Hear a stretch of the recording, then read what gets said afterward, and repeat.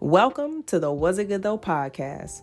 We'll be bringing raw and unfiltered energy for each movie and TV show that we will be reviewing. Just think of it as turning your movie group chat into a podcast. I am one of your hosts. My name is Jess. I am Jason. And man, per usual, I got some house rules I want to run through with you. So let's get started. One, we will be spoiling this review. So if you haven't seen it, you haven't watched it, please stop, go check it out, and then come listen to this review. Number two, please like, share, subscribe. Let your friends know, let your church members know, let your family know what we are doing over here at the Was It Good Though podcast. Number three, have fun. We just kicking shit, having fun with my friends. That's what we do. And last but not least, this is not a kid-friendly podcast. So if you're watching with your kids, that's something on you that has nothing to do with us. Let's get to this review. Need to be directed to at the same also time. Understand. Yo, that's I need crazy. some clarification on Jazz's question. Nah, Is you it the don't. same- Nah, you don't. Look. That was a way more than clarification, but thank you. Appreciate it. Well, So but I wouldn't ask nothing that crazy though. Not for real. That's just me fucking around with y'all because this is But you should make that like the bonus, like because it's gonna be at the end. It's definitely gonna be at the end of this episode. We're not starting it off this crazy, Jason. We're not doing that. Chappell, like what? Chappell, like what the fuck did I just? What are we doing? Felt like Don't get these me niggas wrong. get me every time. Every time. on, I come be on, lying come to straight on. lie to my face every time. I Hey, thought hey, we talking man. about insecure. He's a It's part. okay. He's a part. Hey man, at the end, Kelly said this nigga got me to do a lot of stuff, even the butt stuff. I'm just saying that's insecure. So it's there. Look at this nigga. It's relevant. Austin. Yes. Speaking of insecure, that is what we are doing for our episode 104. Our first time actually doing an entire show. Normally we do episodes or seasons. We're doing all 5 seasons of Insecure. Issa Rae's Insecure. That dropped in 2016, ending in 2021. We have a very good group of people for this conversation. I am excited for this, but let me go ahead. Yo. Of course, Austin, hold on, my brother. You fucking up my intro. Let me get my shit off, please. All right, so this is the Was It Good Though podcast where we discuss movies and TV shows. I am one of your hosts. My name is Jazz, and I am joined with my brother, Jason. How are you feeling? I'm good, man. Like I'm blessed, highly flavored. How you doing, Miss? How you doing? I was about to say, don't drop the last name. They don't need to know that because your ass was close. Yeah, we bringing the energy today. Shout out to everybody that is here. We got some new faces. Very excited for this discussion. I am going to call on each of y'all based on where I see y'all on my screen. My brother Nate, first time on the show. If there's any, just go ahead and give yourself a quick little bio. No kids, side hoes. Don't need to speak on them, but just what you got going on and introduce yourself to the folks. Nate, neither of those, side hosts or kids. Yeah, I'm a photographer, a filmmaker, writer, all of those things. And I'm just excited to be here. I've been watching on the sidelines. Sometimes I comment on the YouTube a little bit to talk crazy, but I'm excited to finally be on the show. Congrats on 104 episodes, by the way. That's a big feat. Thank you. We definitely appreciate that. My brother Austin, can you hear us? Seems like he's still working on his audio. We'll come back to you, my brother. Welcome, Miss Jess, to the show. Thank you. I am a singer-songwriter. I just moved back to Memphis from New York. Working in the veterinary field now. And I'm also really excited to be here because I love Insecure. I've rewatched it like 3 times. So I'm really excited to talk about it. So glad for you to join us. Our brother Chappell is back. Chappell, Go ahead, drop yourself for the folks.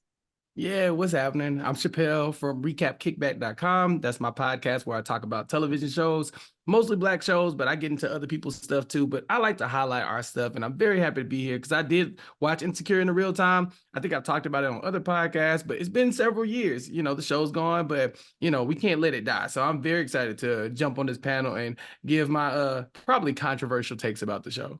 Ooh. Oh, so all right, Chappelle is choosing violence. All A little right. bit. This, Little bit. I left my my blue polo shirt at home. I can't represent the Lawrence Hive without it. So maybe I should have changed first for this, but you need to know Gang. who's in the building. Gang. Lawrence. The Hive is here. Oh, Yes. Lord, there's a lot of Lawrence folks in here. All right. We need a Nathan Gang. supporter somewhere in the masses. Where they at? I support his mental health journey. We got one. We got one. He just not here yet. Oh, he So late to the party. He late. Yeah, just like Nathan. You know what I mean? Just like Nathan. Lord. True. But Word. Jason will be leading us in this amazing series. So Jason, my brother, take us on this insecure path. Yes, man. So I was not a day one Insecure fan. I wasn't the person that joined because I was a broke nigga. No, I did not have HBO. So yeah, that wasn't a thing for me. Whenever HBO Max became a thing, that's when or whenever it was HBO, whatever that streaming was, that's when I joined the bandwagon. But I quickly learned and enjoyed what this show brought. So Jazz, what did this show mean for you when I guess because I have to assume you one of the day one people when it began. So what did this show mean to you? I would say this show was important to me because I was able to relate to the characters a lot because growing up I was watching Living Single, of course, Girlfriends. I wasn't going through the shit they was going through. I was sitting here like, what's wrong? Like, Tony, why you dealing with Joan's ex? And now he want to settle down? Why you need to cuss her out? Like, Joan, what's happening? But then when I see Insecure and I'm like watching stuff Molly, Issa going through, I'm like, bitch, Spider-Man meme. I went through the same shit. Like, what? So I'm just seeing women going through things that I was able to go to, which allowed me to relate to the characters a lot. That's why I absolutely love this show. Okay. Jessica, what about you? I feel the same way. I feel like I was also watching Girlfriends, and I feel like when that came out, I was pretty young. So I like she said, I couldn't really understand the things they were going through. I thought it was funny, but I couldn't really relate. But everything in this show was so relatable. Like I was going through the same things they were going through. I recognized myself in a lot of the characters, and like it kind of really did like point out my own insecurities. I feel like I related a lot to Issa and her like self-sabotaging. So it felt really good to finally be able to watch a show where I could see myself in the things that I'm going through, because I feel like that's pretty rare. Yeah, I do think it was very dope. I didn't catch it until like later down the road. Like each character had an insecurity that they was trying to work on or work through to, I guess, to get to their character development. So speaking of characters, I'm gonna go with you. I'm gonna go to you, Chappell. Is there a character that was on this show that you related to the most? Male or female, just related to. Yeah, I mean, if I really have to think about it, I typically don't relate to these people because sometimes they were acting like really bad people, and I'm a good person. We know this. I'm very pure, very wholesome. So a lot of the things they had going on, I was like, not for me. But I always couldn't myself maybe like I'm not the main character in nobody's story. I'm not even the best friend. I'm like the third wacky character. I'm Darius from Atlanta. I just show up. So I'm like the Kelly of the group. I'm here. I'm here for a good time, not a long time. Maybe I think his name is Chad. I show up, say some funny things to get out the way and then let you deal with your stuff. Sometimes I say something smart, sometimes, but most of the time I'm just here for the jokes. And then I get to watch everybody else's drama as it unfolds. I feel like that is kind of why I got to really enjoy the show, because I was like, this has nothing to do with me. I get to make fun of everybody else's stuff. This is great. The internet arguments, all that kind of stuff, that's what got me into watching Insecure. And so, yeah, I was just on the outside looking in and being like, and stirring the pot a little bit. I think that's kind of my thing. Nathan, my brother Nate, man. What did this show mean to you? Yeah, I think it was one of the first shows that I watched where it was kind of coinciding with all my interests with filmmaking. So it became from an educational and technical point of view, it became like an opportunity to learn about the process, like how to write characters, how to actually photograph characters and all those things. And then it also started right around the time where, I was trying to figure out life after college and all of that. So you're broke. Like I was Lawrence in a lot of ways in the beginning of the show. And I've rewatched the show I think twice since it aired, and you kind of at every point in time in your life that you watch the show, I feel like there's going to be a character in the show that you relate to a lot more, which has been my experience with watching it. But from a filmmaking point of view and also from just a story point of view, it's just something that I think a lot of 20 to 40-year-old people would relate to a lot, with the stories, with the love, with the romance, relationships, all of that. It's just complicated, and everyone is a lot more insecure than we lead on. So Got you. yeah. And Austin, my brother. You good? You can hear me and everything? Yeah, can you hear me? Am I Yeah. on? Yeah, you good. You About good, time. man. Shit, So I'm struggling over here. so me, Struggling. I consider myself an emotional man. And only other person I feel Don't say. only person I feel is as emotional as me is Austin. Oh, of course. So brother, what did this show? How did this show impact? Why did this show impact you so much?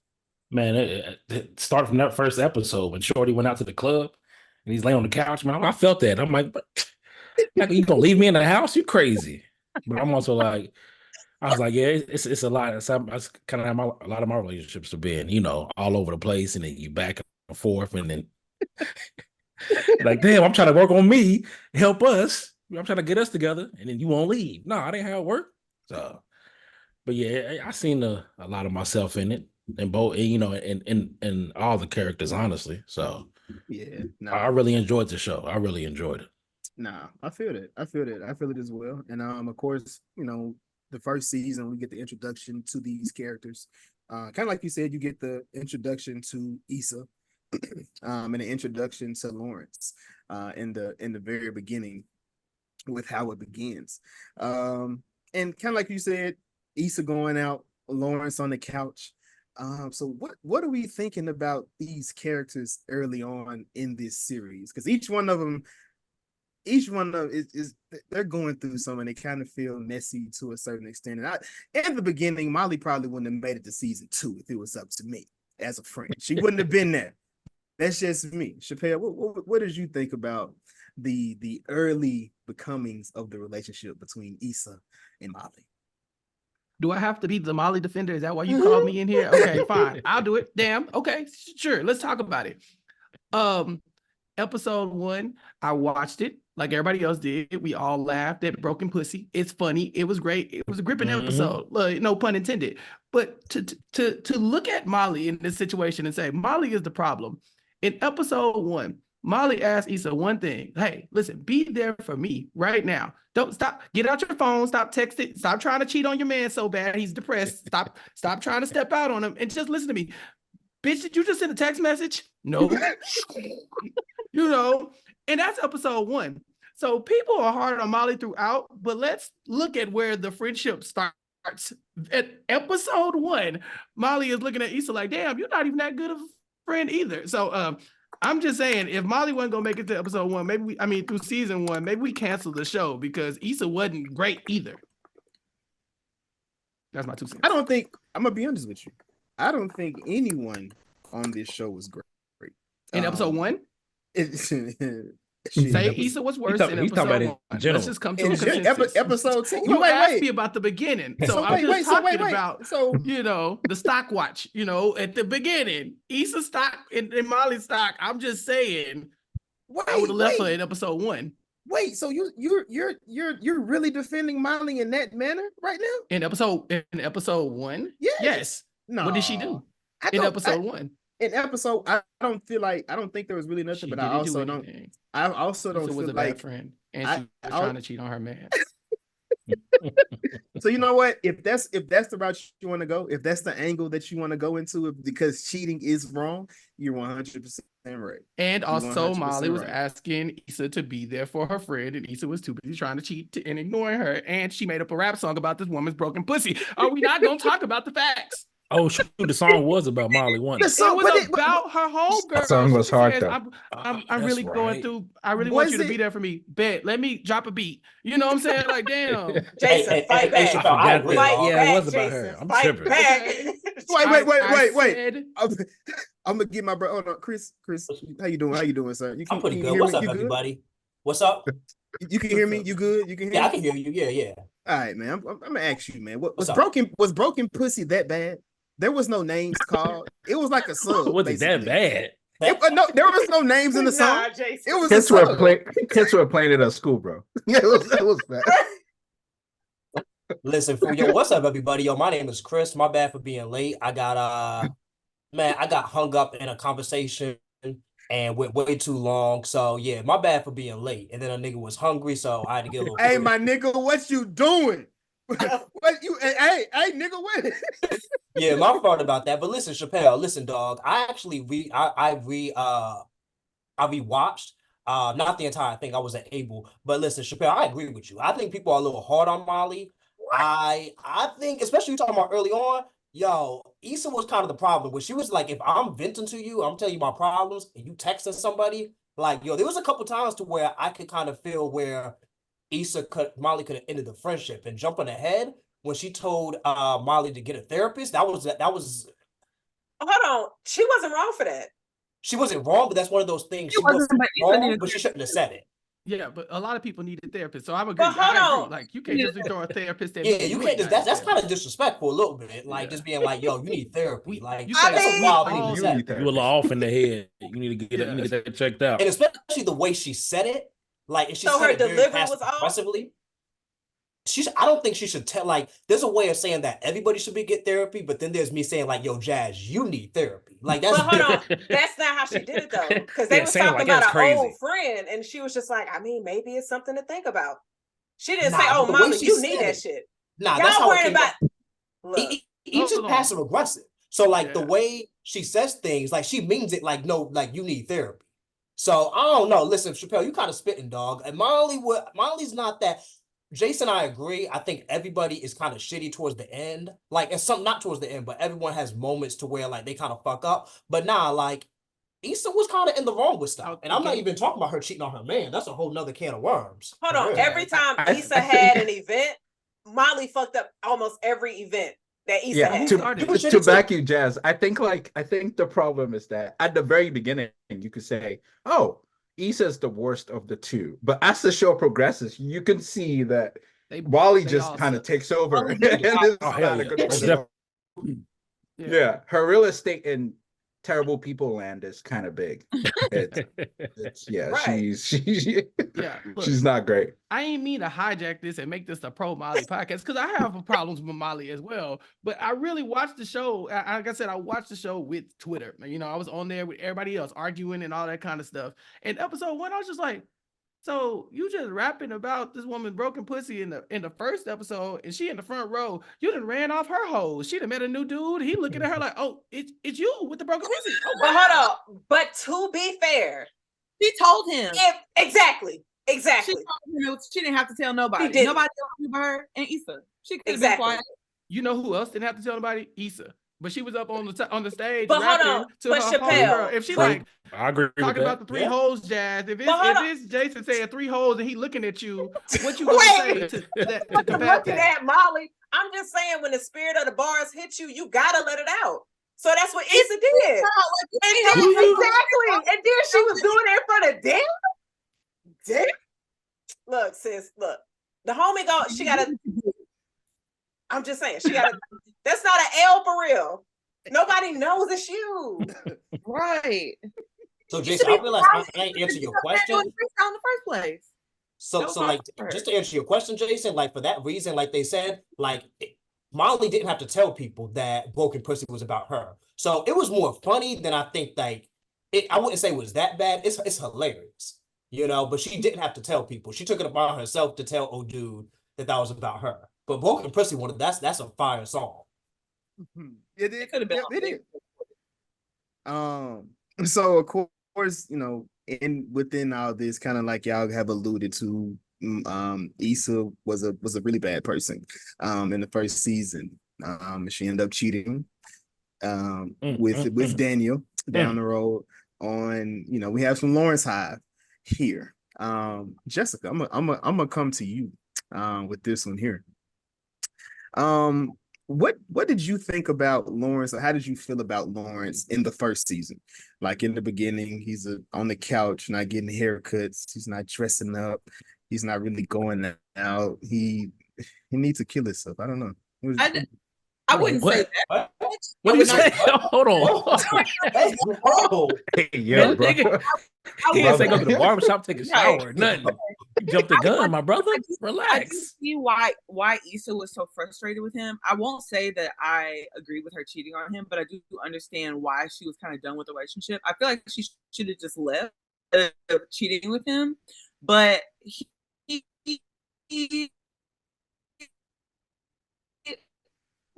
literally, I mean, he admitted to her when they got back in like a year. He was holding out for something that he really wanted. So she was the breadwinner. He wasn't doing anything, and he was being passive aggressive because he was jealous because she was going after things that she wanted, and he felt stuck. And it was like and it took all of that for him to get a job at Best Buy. Like, you could have been working. I understand it wasn't what you wanted, but like, you're putting all the pressure on your girlfriend to be the breadwinner, and you're also not helping anything else. And then you're expecting her to want to sleep with you. Like, I understand both of them, but I really think Issa should have just broke up with him at that point instead of just cheating with Daniel. I understand that she loved him and she was probably scared to leave, but she wanted to leave. She wanted to leave anyway, so she should have just left. I would have left. Awesome. I'm gonna come to you with this one, brother. So, as we said, Lawrence he was in a funk in this situation. Is there advice which you have given your friend at this point? If Lawrence was your homeboy, you have told him. I told him get his shit together. Like laying on the couch. You got a whole bed. Go get in the bed. Why you laying on the couch? You sit up being a bum on the couch. Go be a bum in the bed. You didn't get a nigga application, email him no jobs, and nothing. Go in the bed. Go in the bed. Get in the bed. Yeah. Laying on the couch being a bum. No, sir. I don't want to see all that traffic coming in and out. Babe, I'm gonna work from the bedroom. Babe, have a good day. Have a good day. I would have told him, man, get up. You gotta get a job, my brother. Plus, you're living in Cali. You can't live off. You got that apartment. Living is high. Yeah, that's what I'm saying. Yeah, so you living in Cali and you being a bum? Nah. Sometimes you just got to sacrifice, like Jess said. You got to sacrifice and do what you got to do. Go work at CVS, Walgreens. Like I said, somewhere. I get a discount somewhere. Some groceries for the low. Right. Hey, babe, I work at Publix. You want to sandwich? Hey, all the time he could have worked there. They could have saved a lot of money. Yeah, come on with some subs, some chicken wings. Hey, babe, I work at Pizza Hut. You want some, get this new, what's that? We got some new wings. I made some new flavors, something. Ain't no laying around. Nah, you got to get up and do something. I think Thug Yoda gave him a lot of gems when he spoke to him about what he doing and not doing when he was walking outside and he seen him and told him, Issa been acting a little bit different and he just been in a funk. I'm like, yeah, nigga, she in a funk. Her birthday came, he didn't celebrate the birthday, which was dope. With that. Which was dope. That was how the show ended, like going back to the actual birthdays. But that was completely wild. Quick question: could you imagine a dude telling you your girl look unhappy? That'll piss me off even more. I'm like, nigga, why are you paying attention to my girl? Now I got beef with my girl and a neighbor. Nah, you tripping? And he a gang player too. Yeah, we can bang. Hey, what he say? Hey, blood. Why you got beef with her? Like, what did she do? Oh no! Why this nigga see you unhappy? Shit, you better smile out in public. You better put on the front. What you got, Chris? Like, you better say something. Oh no, I was just listening. I do got a question to Jess though. Like, I didn't. What made you think Lawrence was jealous of Issa? I didn't really pick that up. That he was jealous. I just thought he was a bum. Did he say that? Didn't he say what? that? didn't he say that when they got back together? Like when they sat down at that restaurant, had that conversation, like the first time they, like after they broke up, he was talking about how she would get up and she had somewhere to go every day, and he just didn't have that, and it made him feel worse. Okay. So kind of felt like he was like internalizing that instead of getting up and going out and figuring it out. He just sat there and wallowed when he wasn't getting the jobs that he want to settle. But you'd rather just settle for her taking on all the responsibility. Like that was okay for you. Oh, that makes him even more than a bum. I forgot it. I tried to get through the entire show, but I just had like work and stuff got busy. But he was already a bum. That make him a super bum. If nigga get a job, like get up. But of course, when a nigga has no motion, the niggas with motion look a lot better. Jazz, I'm coming to you with this one. So while we're not gonna say on this panel, nobody is okay with cheating, right? Nobody agrees with cheating, right? Let me make sure. If you agree, speak now. No. Okay, I just want to make sure. He's gonna admit that, ain't shit. But you don't know everybody. Right. However, Jazz, if you were Issa, would you have landed on Daniel's dick? Jazz would have kicked Lawrence out.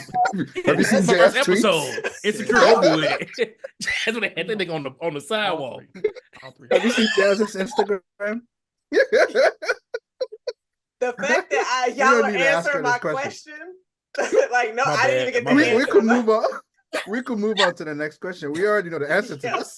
It would have been on Insecure. It'd have been like first episode, over with. It kicked out. Did y'all see his arms? Man, listen. The way that blue light was hitting that skin. Listen, like it wasn't her fault. She was. It was definitely hypnotized. It was definitely man. It wasn't her fault. Fuck this nigga in the studio. I bet the vibes was right. Like you rapping for this nigga. And just ain't got no placement. Jazz didn't say no that she was wrong. Just notice that. Everyone showed they said no. She was trash. She was trash for what she did. But that nigga Daniel is fine as fuck. Call him I was gonna like Cuba Gooding Jr. You would have made my boys in the hood. She tell me she fucking nigga in the studio. You did what? In the studio? So they ain't get no placements, no points, or no records, but sure. Yeah, we could. This shiny teeth having ass Kappa showed up and she folded like a lawn chair. That's what happened. Just call it what it is. She was looking for a way out, and that man came in skinning and grinning. She said, "Oh, what?" Wide open. I was like, "God damn it, Issa!" She was looking for that man. Like she was literally looking for a way to blow up her relationship, and she did that shit. Yeah. So I'm gonna come to you, Chappell. Yeah, exactly what you wanted. We had a conversation. Me and Jazz, with a couple of our friends, had a conversation last night about spinning the block. Do you spin the block, my brother? Oh yeah, absolutely. Okay. If the block ain't hot, we're going back. So anybody on the panel that is against spinning the block? Last night I was told that is not a thing. Chris, why are you against spinning the block, my brother? I just think there's too many people in the world to go back to situations that fail. You know, I just think that like I try to be proactive, so like it failed for a reason. And when I say like spin the block, I'm not saying that we just had like a talking stage and it like fizzled out. I mean like something like negative happened. You know, if that's the case, then I think it should stay in the past. You know, it's just, especially if you live like in a big city or a semi-big city, there's just too many people, you know, so I'm not a fan of spinning the block. But what if go ahead, Nate. You got. I was gonna say that I feel like sometimes things happen in a point in time in your life, and then you feel very negatively about it. And then later on in life, you're like, it wasn't that bad. Have you never had a moment like that where you're like, oh, yeah, she texted that dude, but I could get over that. Right. No, not me. That scenario? No. Okay. So since we here, he said a text message. Is anybody on this panel with if you got cheated on? Is it a done deal? I was donezo. You to the curb. What? Yeah. What? Yeah, that's done. Yeah. We could be homies. I will. You cheat back. It's crazy. Oh yeah, what you doing? Cheating back is wild. That's crazy. Yeah, cheating back is kind of crazy. Yeah. What? You kicked to the curb, Tootsie. Why would you do that? Jazz, with Jazz, you the only one on the fence. Everybody is done. So Nate is at least gonna be cool with the cheater. What about you, Jazz? How are you feeling about this cheater? I probably wouldn't. Nah. So probably. Probably. So I get Her eyes are thinking. so we have 5 no's, a maybe, and for me, I'm a maybe as well. Because are you done cheating?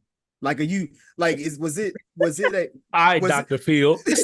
Yeah, Jason, we really know you, bro. You don't have to do this. I want to know. I want to know. Are you done? Like, are you They gonna sit done? down with cheating? her. How was it? Like, tell me about it. Tell me about the. Did he make that Nah, noise? wasn't- Have you making that noise? Yo, that's kind of wild. Like, I Hey, do bro, ask. nah. See, nah. I'd be heartbroken. See, like that. Nah, I'd be like, you did what to him? Oh, nah. My favorite move. Not my favorite. That thing I taught you. Not that thing I taught you. You told me that was just for me. Now, if she has a move and I ask if she put that man into that, yeah, nah. But if you gotta ask, you should have just. Yeah, Yeah, you should know. we seen seen Eminem stand video. It's not gonna end well. Oh, It's man. not gonna end well. Nigga, Jason. Hey, yo. Hey, look at Right. the week that we're in, bro. Hey, whoa. We are not going Therapy. down that I'm road. not This saying nigga Jason, man. This But- nigga Jason. Edit. Not after. Therapy wouldn't be the. But she ended up in the river, dog. What you mean? I don't remember the end of it. I don't even remember They I don't all remember the did. end of the Nah, video. you remember. Nah. They gotta go watch that. Let's pivot off of that. It didn't end well. It didn't end well. That's all I said. For That's all I anyone. said. Exactly. But I'm gonna go to Chappell. So Don't come to me. one interaction that I was waiting or anticipating happening, it was Daniel meeting Lawrence. How did you feel about this moment when you initially seen that? This is funny. No, this is great because I think as a viewer, you want to be team Lawrence. You do, because I mean, if you got to be in the Issa Lawrence relationship. That's what I'm saying. If you are invested in that relationship, I don't think anybody jumped ship with Issa like by episode 2. Like, okay, we done with Daniel. We done with Lawrence. We gonna go to Daniel at this point. We've moved on. So you kind of like, all right, eventually Lawrence and Issa, they're gonna figure things out. But then if you look at it from Issa's point of view, you're like, I mean, I'm in the hive, I'm a team Lawrence, but you weren't really, what I'm saying, take a shower, wash your hair, get a haircut, go try to make yourself presentable and stuff. So when Daniel shows up, you kind of like, I mean, that's the dude you're supposed to be worried about. Now, it's wild that Issa wouldn't lead with, hey, this is the guy I'm cheating on you. I'm like, don't have me in this man's face. You know what I'm saying? Like, that's exactly. What kind of low down, dirty nonsense is that? You done cheated on this man, and now, like, hey, how about y'all work together? Wouldn't it be cool if y'all was friends? No, it would not. See, that's crazy. Yeah, she was wilding a little bit. Wait, did she cheat on Nathan? No, but she was. Oh no, I thought you said Daniel. Yeah, she said Daniel. But she didn't introduce Lawrence to Daniel. No, they ran into each other by accident. They ran into each other. Yeah, but not Lawrence. No accident. It wasn't accident. Lawrence went up to him. And since when did niggas know who the other niggas was so good? Well, I feel like he wasn't hiding. Issa saw. I mean, Lawrence saw Daniel and Issa having that argument, and he put 2 and 2 together. Yeah, and then he left. He just walked upon him. Yeah. Oh yeah, he did see that. Yeah. That the reason why I say an accident, there was no picture on that. It was just a text. So it was why you not calling me back? If you say why you not calling me back on your girl phone from a nigga, I'm you're not tossing gonna that phone. suspect. And then That phone's going long distance. Right, with a dude. You gonna say something? Exactly. That phone is going across the street. My whole point here is that Lawrence ain't really got a pot to piss in this scenario anyway. You know what I'm saying? Like, he's trying to get his life together, but he already dug his grave. That's the thing. We come into Insecure where Lawrence is already on the way out and don't know it. So it's not like they come in on even footing. He's forgetting her birthday on the first episode. So That's yeah, crazy. as much as you want to sympathize with him, you kind of like, hey, bro, you might need to step it up. Now, Exactly. is it Lawrence's fault that Issa is falling for somebody who just ain't ever gone? She kind of hitched her wagon to the wrong one, Jazz. That's all I'm saying. So Was he? He had a lot of ambition. Well, how did he feel about her moving forward? What their relationship look like after that? Yeah, he just wanted too much control. I don't think they were ever really like in love. I don't think she was ever falling in love with him though. Well, I think she really Daniel. wanted to try to pursue something with him, and he wasn't that guy. Well, Jazz loves to say it. What is the saying that she told him, Jazz? He was just a scratch that she needed to itch. Hey, That is Imagine such a bar. scratch. That's a Imagine a chick bar. telling you that. That That's was wild. harsh. Like that's when I knew like look what Jazz is applauding. shit, This- That's asinine. We got an issue. Like, I'm a what? This is back scratch. She called him a rash. Like Yeah, that's that's crazy. crazy. I'm your eczema flaring up. Fuck out of here. All right. Fuck So, Fuck out of here. so I'm gonna go to Chris with my question. Nate, the question that I asked you to get in the beginning, I'm gonna let you toss that to somebody. Chris, hold on, let me see. How did Insecure impact you, sir? That's a good question. Honestly, I think that it is an example of just like great like Black TV in the sense of that it's like very well rounded. Like the fact that we can have a conversation about who was wrong, Issa, Molly, Nathan's issues, Daniel. Like these are very complicated characters, and they're not like trope characters. They're not stereotypes. I really love that Insecure didn't delve into any stereotypes, and they made a Black show with Black people, and they made them as complex. Like, and I like that it didn't delve into trauma. It didn't delve into. It was almost kind of like the antithesis of Tyler Perry and a lot. So I really appreciated that. So I guess just to answer the question, that for real, I feel like this can kind of be the gold standard of Black TV. I just think that in terms of the character development, the relationships, I don't think that there's any Black show that, at least that I've seen, that touched all of it. So I would just say it impacted me. I think I had asked you, Jason, like between Atlanta and Insecure, I would say I like Atlanta as a show better because it's funny, but I think Insecure is probably the better show in terms of development. So it impacted me. I just think this is probably the gold standard for Black TV. And I think that going forward, I think that Black shows are probably going to be compared to it going forward. I think. I love that. I appreciate you. My Mhm. brother Nate. Chris, you wasn't in here when I mentioned it, but I wanted everybody to just have a question. Like in the season 5, they had a question game. They just put questions in a hat, just a general question. And you can pick somebody to give that question to. Okay. I'm gonna start with Nate. Okay. He's gonna pick a person. Whoever he picked, they can't answer. They don't answer the question next, but they'll be the next person to ask the question to whoever they want to give it to. So Okay. Nate, the floor is yours, my brother. Yeah, Jess, you're a songwriter, so I think you'd like this question. Which season had the best music? That's a good one. Tough. That's tough. What was the season? I think it might have been season 4 where Molly like put together that block party the first time and Vince Staples performed. Issa, but yes. 4? I think 4. It's 3 or 4. Yeah. It's 4. It's One of season those. 4. It was one of those. Yeah, I think whichever one that was. I think that was the season. I ended up downloading a lot of songs from that season. Nah, the curator of the music on this show, immaculate. Raphael Sadiq. I trust them with the ox. Really?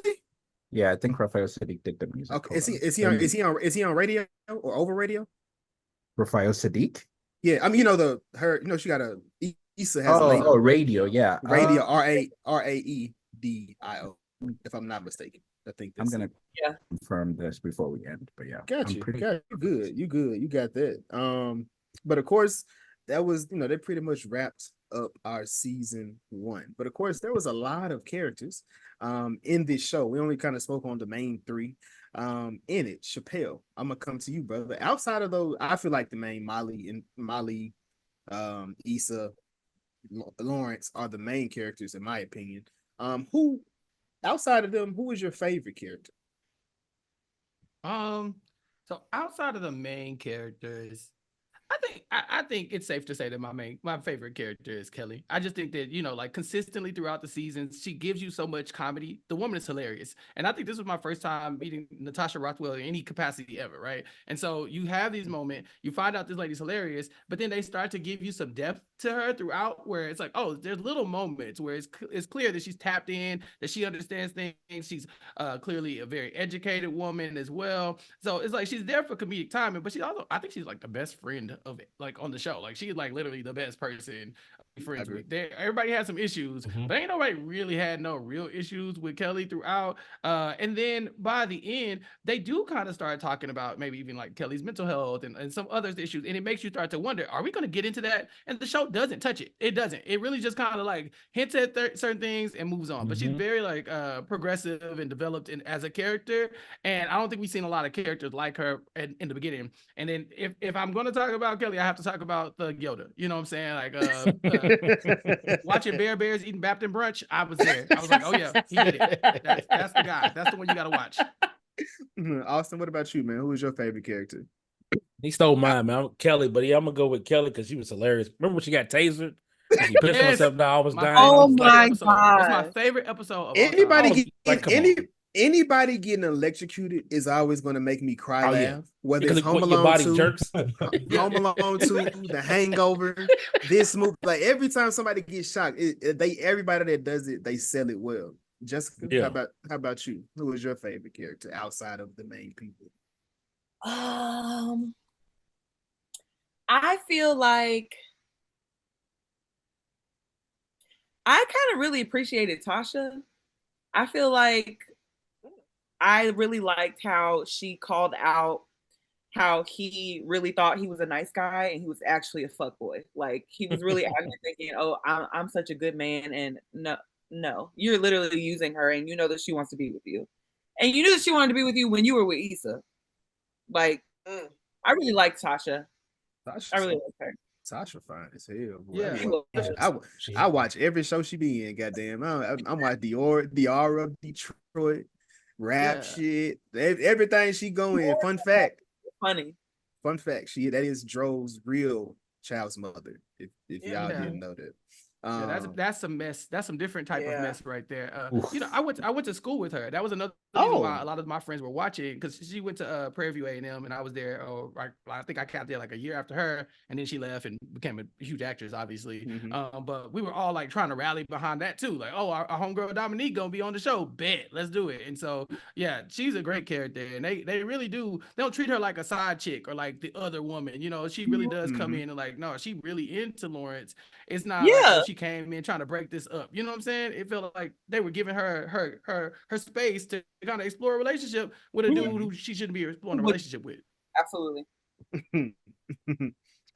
Jazz, what about you? Your favorite character outside of the main? Yeah, since Kelly was already mentioned, I'm gonna say Amal. I loved Issa's brother, and he was a great addition.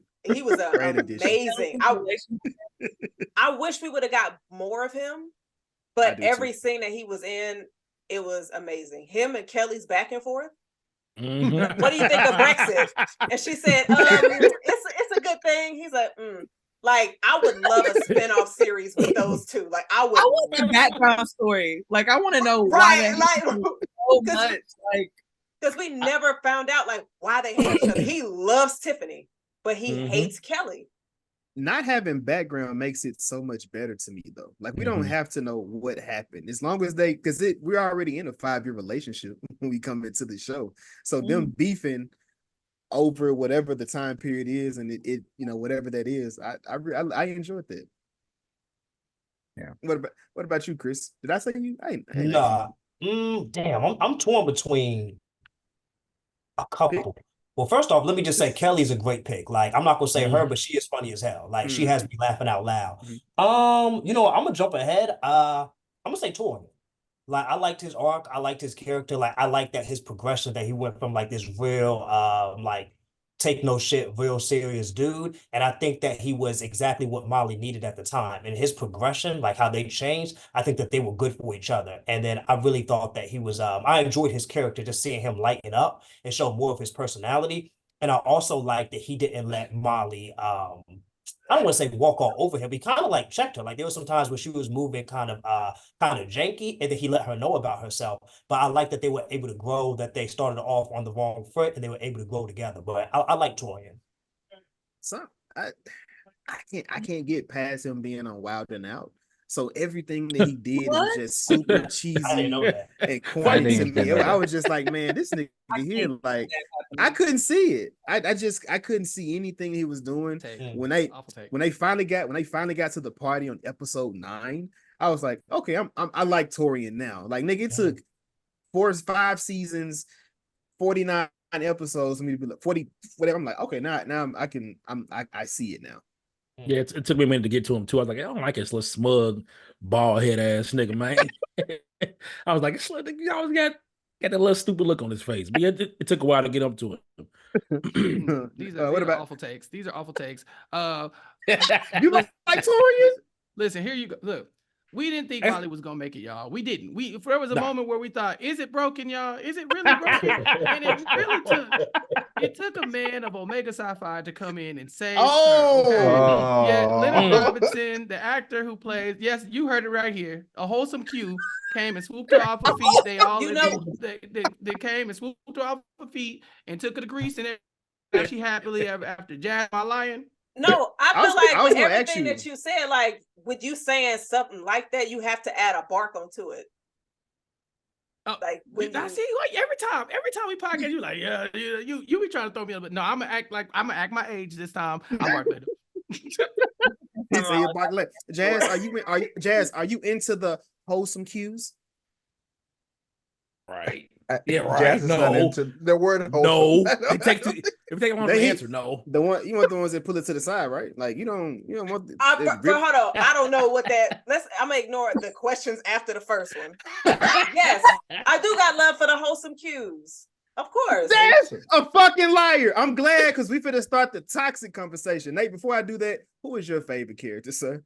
Oh yeah, I really liked Chad. He reminded me of one of my boys from college. Mm-hmm. Yep. He just talks really quickly. He likes strippers. On my list too. He likes strippers. He puts his relationship on the line all the time, and then doesn't understand why it's failing. Like it's so confused. Just like, but she know I love her though. Yeah, but she know I love her though. Austin, what? But you know I love her. I ain't do it because I ain't love her. I just did it. Shit. Yeah. It wasn't even like that. It wasn't even like that. Exactly. I just got a number. I wasn't gonna use it. Exactly. I wasn't gonna use it. One of my boys actually did say that once. I got her number. I wasn't gonna use it. Yeah, and he got that off. You just gotta see if you still got it. What you gonna do? Leave? Because I got a number? Come on, babe. Shit. I ain't know. You know I wasn't so can she do that? Hell nah. To the curb. Get out. Oh man. You cheating now. Yeah. You getting numbers. You getting numbers. And you took his picture for his contact? Oh hell no. Hey, you just gotta play the Pusha T verse on that Runaway. Just on repeat. Time out. If my girl have a nigga number, I don't know, and his picture pop up on her background, we fighting. Not him, me and her. Me and him. I gotta go get like why you taking pictures of other niggas? I'm gonna be sick. No. It's gonna be even worse because he sent me a selfie. This nigga took a selfie and sent it to me. So this nigga sitting back, chilling in the crib. I'm gonna be sick. Why you accept the selfie? Yeah, why you accept it? He sent it, but why did you receive it? He airdropped it in the club. Oh hell no, I was in the club airdropping pictures. I see his back. I see his back teeth. Why he smiling so much with this picture? That nigga showing all 32. No sir. Y'all be over here mad when somebody smiling too hard at a joke. You say what? Yeah. It was so funny. And I'm with my woman. Hold on. Say it again. Say what? Wait, so y'all go. I'm with my woman. Literal clown. If you smiling at somebody else and I'm in the room, it's a problem. But wait, what if we both laughing and that joke was fire? Hold on, you said I'm not laughing. I don't know what you're talking about. If a dude make a joke with my girl showing all 32, but hold on, but it was a good joke. I'm leaving. I'm leaving. You leaving? Ain't no good joke when I'm around. I'm Chris Rock when I'm Kevin Hart. I'm whoever. I'm the funniest nigga alive when we out in public. So she gotta hold that laughing. You better. I mean, you can't show teeth. You can't show. You better bite. Yeah. You can't show teeth though, like the molars, the bicuspids and stuff, all in the back and size. You showing everything. You touch them. It's funny. Oh my god. Yeah. You can have God yourself. The hand on the shoulder. No. The shoulder tap. I'm gonna do a jaw tap on him. If you don't do that.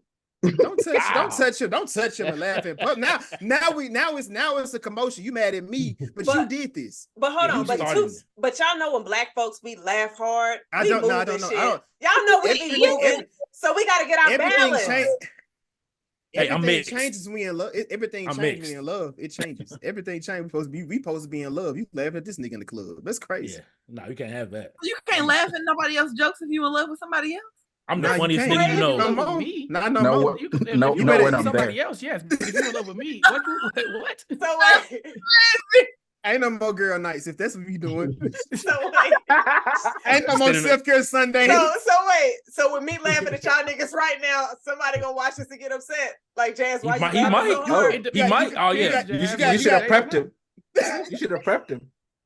You Yeah, knew he that gonna we be- were funny. You knew we were funny before we came on the And fun- pod. and So this funnier is than- your fault. And funnier than him. That's not our fault. Yeah, why you podcasting Oh, yeah. this anyway? What's Yeah, exactly. I What thought it was gonna be you in it? girls. So you a media personality now. So okay. Oh, you think you Angela Yee, huh? Oh, y'all be sick. But you know what? I don't want to talk to you for a whole week. You ain't fucking But season 2 was super toxic in my opinion. But I was gonna ask y'all, right? So I think everybody got a job, and we've all dealt with issues on the job. Okay, my bad, Chappell. Yeah, you know. I actually, you know what? That's it. About 2. I got fired too, but I got fired. You didn't. I got fired. You I did. did. No, look, if you let them tell it I got fired, you asked me I quit. You know what I'm saying? But it was around the same time. Take the power. Take the That's power. that's what I said. I was like, oh, so we fired me. You know we mutually agree. We mutually Exactly. agreeing to separate. I feel it because I was already on the way out the door. Like Yeah. it's cool. You just beat I me. terminated I was myself. trying to find something else. You know what I'm saying? But Issa at work. Issa just the thing that Jadina, whatever that nigga, the African nigga that be the magic man, whatever his name is, Classic whatever he man? told, classic man. That's what I say. Magic Magic Man. Man, The yeah. Magic Man. Jess, did you hear that? I Magic didn't know Willy Wonka was on this. What the hell is he talking Okay, about? so Like, him, he's talking about David Blaine. the classic man. So him, him. Okay, him. He told Molly that she needed to win, so that's why he told her that he told the group he was her man. So I felt like in season 2, it kind of went like that for Issa. Like she just needed wins, so she was taking things that morally were definitely wrong. Chappell, and how did you feel about Issa working at the We Got Y'all, and she's allowing the man to be racist toward Latin students in the school? It's funny. I'm not gonna lie to you. It's funny, and it's funny, but it's also a deeper conversation about how Black people view racism anyway. Because it was like, this is a Black dude, right? So it's like, damn, you know, in your mind, you're hearing, it's like, well, technically Black people can't be racist because we don't have this systemic. Like, yeah, whatever. This man is out here being racist toward these Latin students, and she like, hell.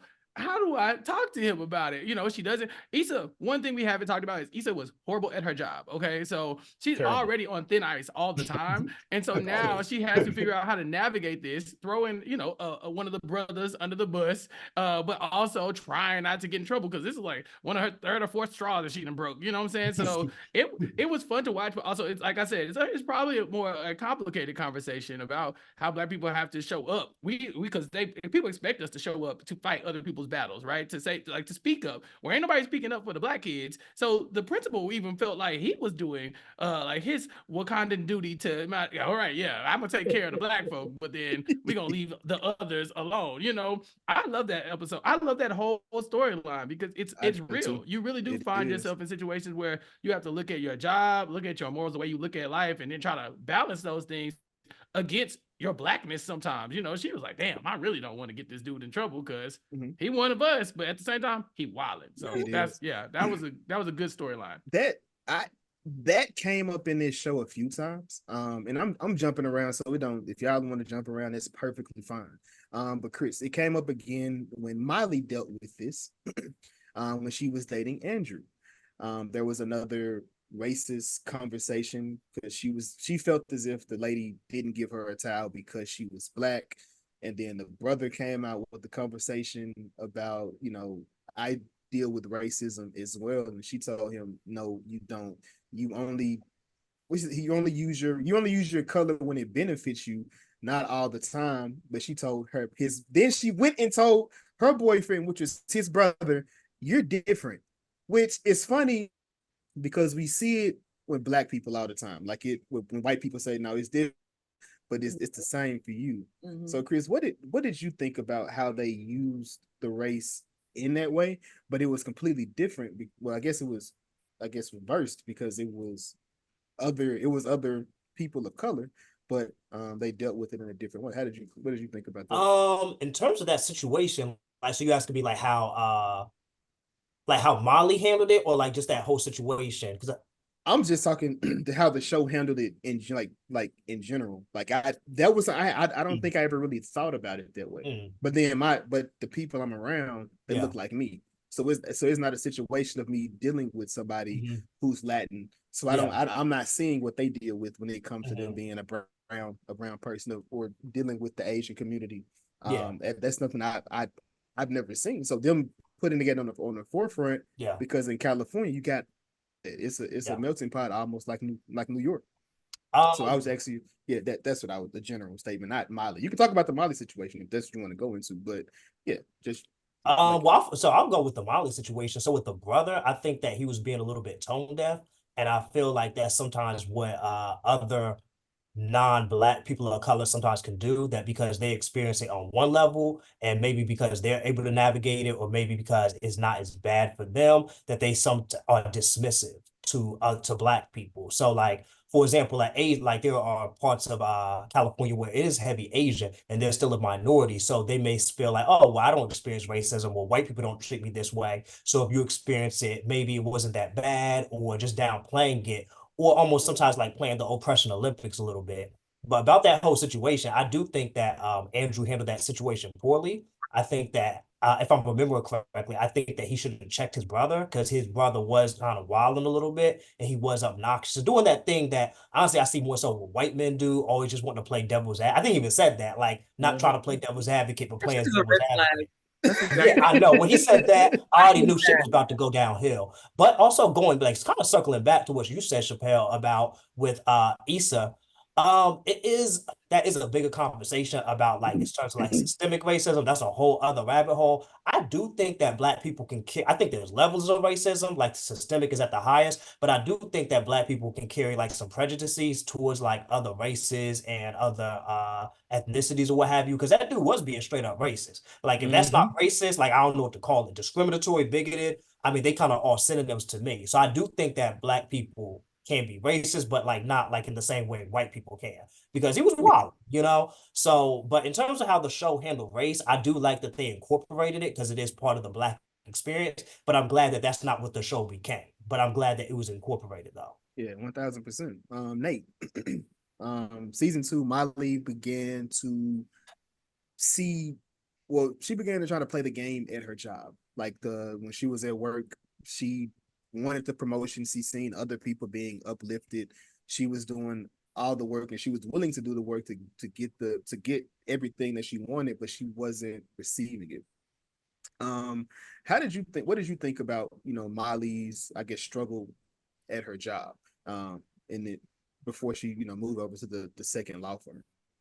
Yeah, I mean, I think that's just common for, and that's just a testament to good writing, because they don't really just focus on one aspect of your life. The show really paints like a really big canvas of Black life for young people, but that's just common everywhere, man. Like, I know people at work dealing with that right now. I may or may not be dealing with that right now. So it's just like you you just have to find your people at work. You have to find your family and your community at work. And most of these companies and corporations sell you the idea of family. We're a family here. We work as a family, but it's really not like that.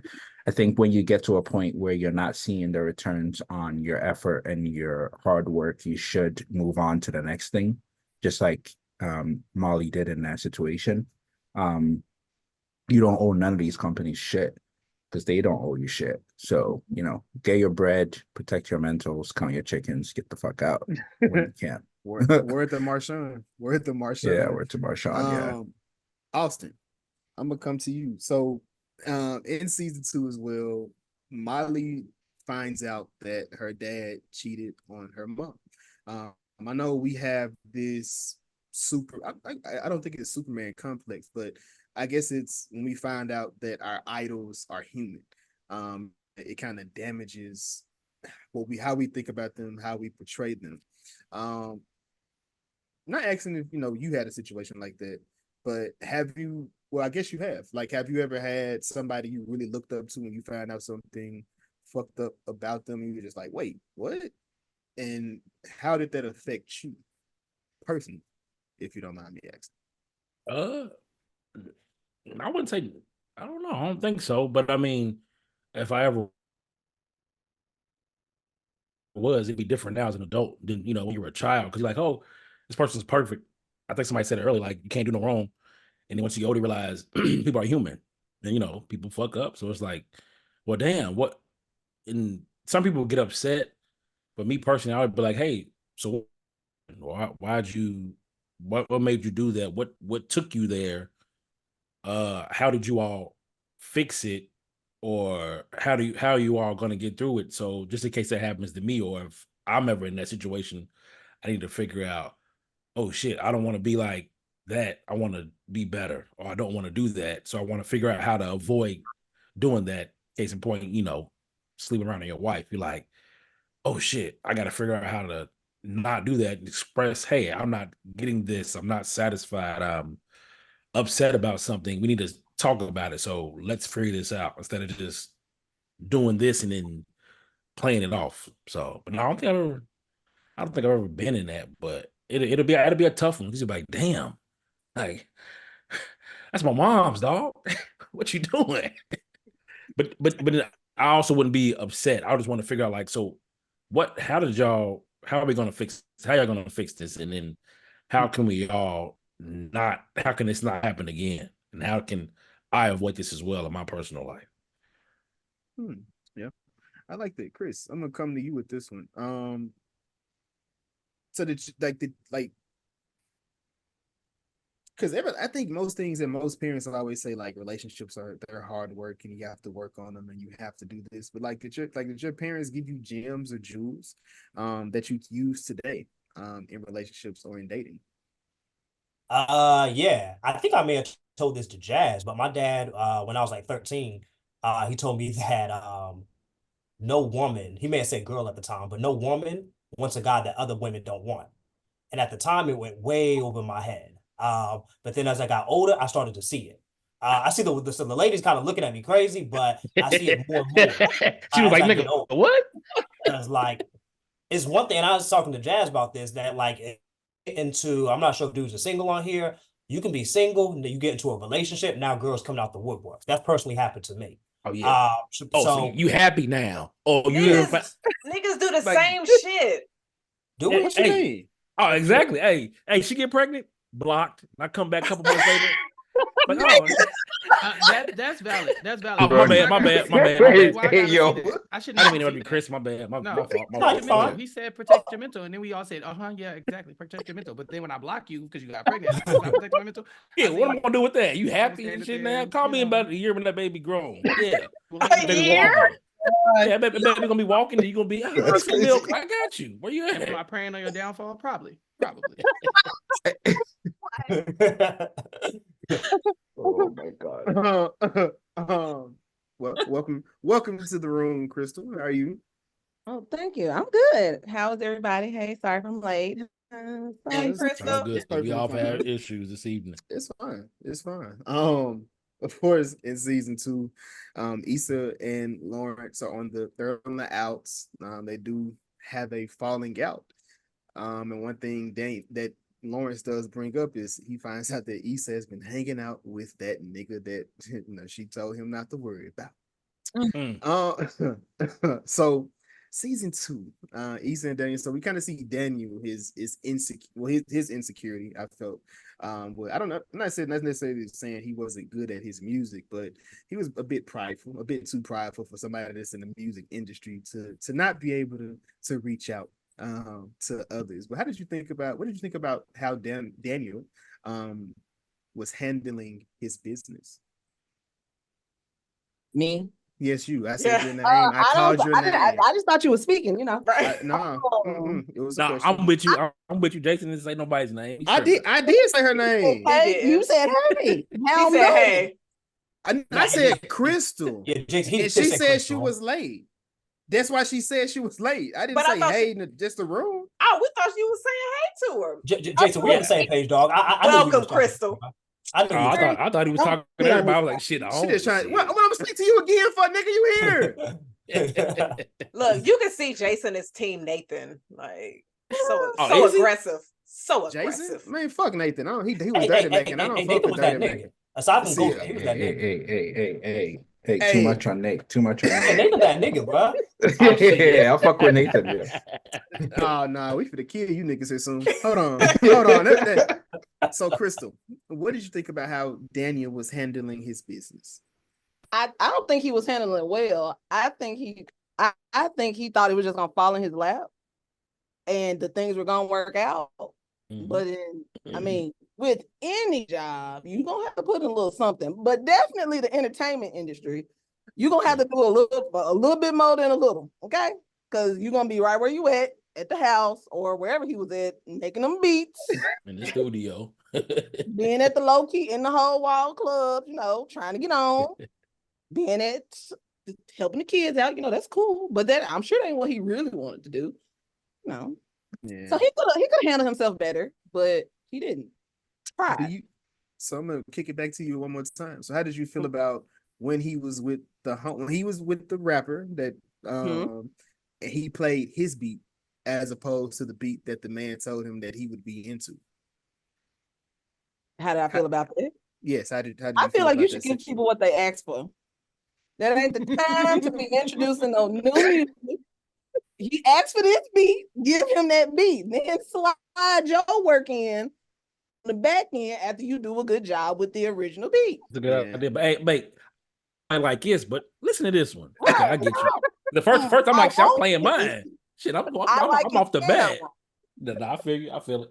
That makes sense. Is there anyone who wanted the Issa and Daniel situation to work? Hell no. Jazz. Of course Me. it's Jazz. Okay, Of so course. No one's surprised. Toxic AF. Nobody, No one's surprised at all. Jazz. He I'm alone. was very toxic, and he came in her face. Jazz, how did you feel about this? Her eyes. How did you feel about this? Wait, That was gonna be wait. my question. But Is this go your ahead and get this out the way. so is this I She's wrote this stupid. question down. is this your main question? I Is am that- the This was gonna be moderator. I mine, have but since he beat 100 me to it, I have to questions. change them.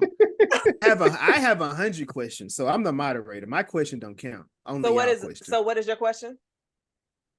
How did you feel about him coming in her face? So from where I was sitting, it doesn't seem would've like he caught it. was. Can I answer? Like this what you He's stupid. this nigga. So it didn't seem like he was trying to be malicious. It seemed like it was an accident. So I think Issa overreacted. It was an accident. She did. She was tripping. She was I tripping. think he She was was doing the tripping for most. real. Like I'm just like, sis. Yes, you embarrassed. I get What's to it. be embarrassed about? Shit But- happens. Hey, I mean, look, don't She's nobody want good no at her nut in their job. ear. She's good in her job. She In can the take ear. it like a Wait. compliment. I mean, Whoa. Jazz, what you into? I mean, How we even get over there? we're not there no Orgasm. more. We back at the eye. Come on, But how do we even get over here? Jason, focus. Anyway, wrong Austin, movie. Austin. No, I think she overreacted, but nobody want no nut in their eye because now, like, her shit burning probably. She blinking Wipe real it hard. off. He be all right. Hold on. I was gonna continue, Jazz. What you saying? My fault. My bad. Sis was I didn't embarrassed. hear you. Say it again. You listen on the replay. Sis was embarrassed. That's all I'm saying. But I honestly feel like Issa It's- overreacted. It sounds. It don't matter what it sounds like. It's okay, I know. moderator. I'm gonna say it sound like Yeah, just keep experiences. I don't know. My thing is, what's to be embarrassed about? You did. You're good at you good at what you do. Yeah, he made it happen, baby. Shit, that's the prize. Bam. I don't even take that This is good. in somebody's face. Yeah, not everyone likes that. Like that shit. I mean, she got to let you, but you got to tell them why ahead of time. You can't just expect That's them what I'm not to. saying. Like, you have to make that known. You can't just do should've that. got clearance. You can't expect me not to know shit. Cause I'm going for any landing strip, baby. Wherever it go, it goes. Shit. Just don't get on me. Don't get that shit on me. It's your shit. Then I clean myself up. That's doing too much work. You Shit, gonna that's do all I do. Wait, Sir. That's like me eating dinner and I gotta wash the dishes. No, somebody gotta do the work. Not me.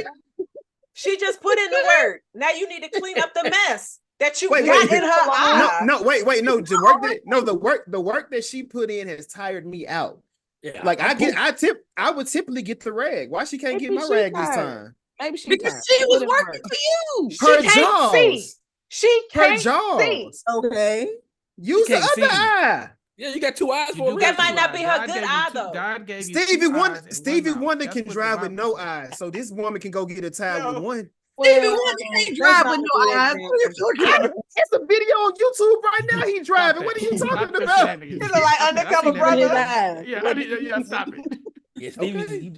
But my thing is though, she left right after, right? She ain't even. Yeah, she took a Yeah, Uber. she did. Yeah, that's crazy. Man, baby, go clean yourself up. We can cuddle in the studio. It was in the studio, wasn't it? No, They it lay on was this at couch. the- it was at the house. Oh, They that's were even there. better, girl. She had graduated to the house actually for the first time. Man, She the hadn't been in rag studio. is in the bathroom. Go get a rag. Turn the warm water on. You want some juice? You need something to drink? Some water? She could drink. That's God. crazy. Austin, have you done that before? Oh, that's my go-to. Hey, baby, the rag is in there next to the towels. The warm water, you gotta let it run for about 2 minutes. What you want, some ice water? You want some juice? I got the Minute Maid. I got the Simply Lemonade. Oh my God. I got ice. What you need? I'm a guest in your home. Get all of that shit. I'm gonna give you something to drink. Nigga directing you down the hall to the left. Kitchen is on your But right. you gotta recoup first because Oh, you did all that work. You gotta. You do I be gotta having to recoup. You do be Yeah, I having gotta to be. Whoo, shit! I'm sweating. It's hot. I'm just saying. back from that kind of stuff. Jessica. So it took a season, but we finally got Lauren conversation. They kind of cleared the air. I don't think it was a lot better than what they did in the first season. What did you think about the season 2 finale where Issa and Lawrence finally had the conversation outside of all the toxicity? I really like conversation. clear the air. This was the one that were in the kitchen, right? When they were giving the keys. Yeah, I really liked that conversation. They didn't really get.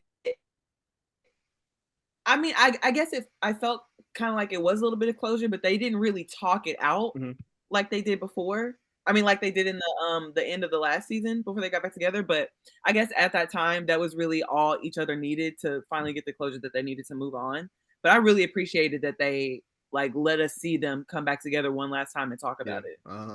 I definitely appreciated that. But I went to you because, of course, your question is next, and you can direct that whomever you would like to.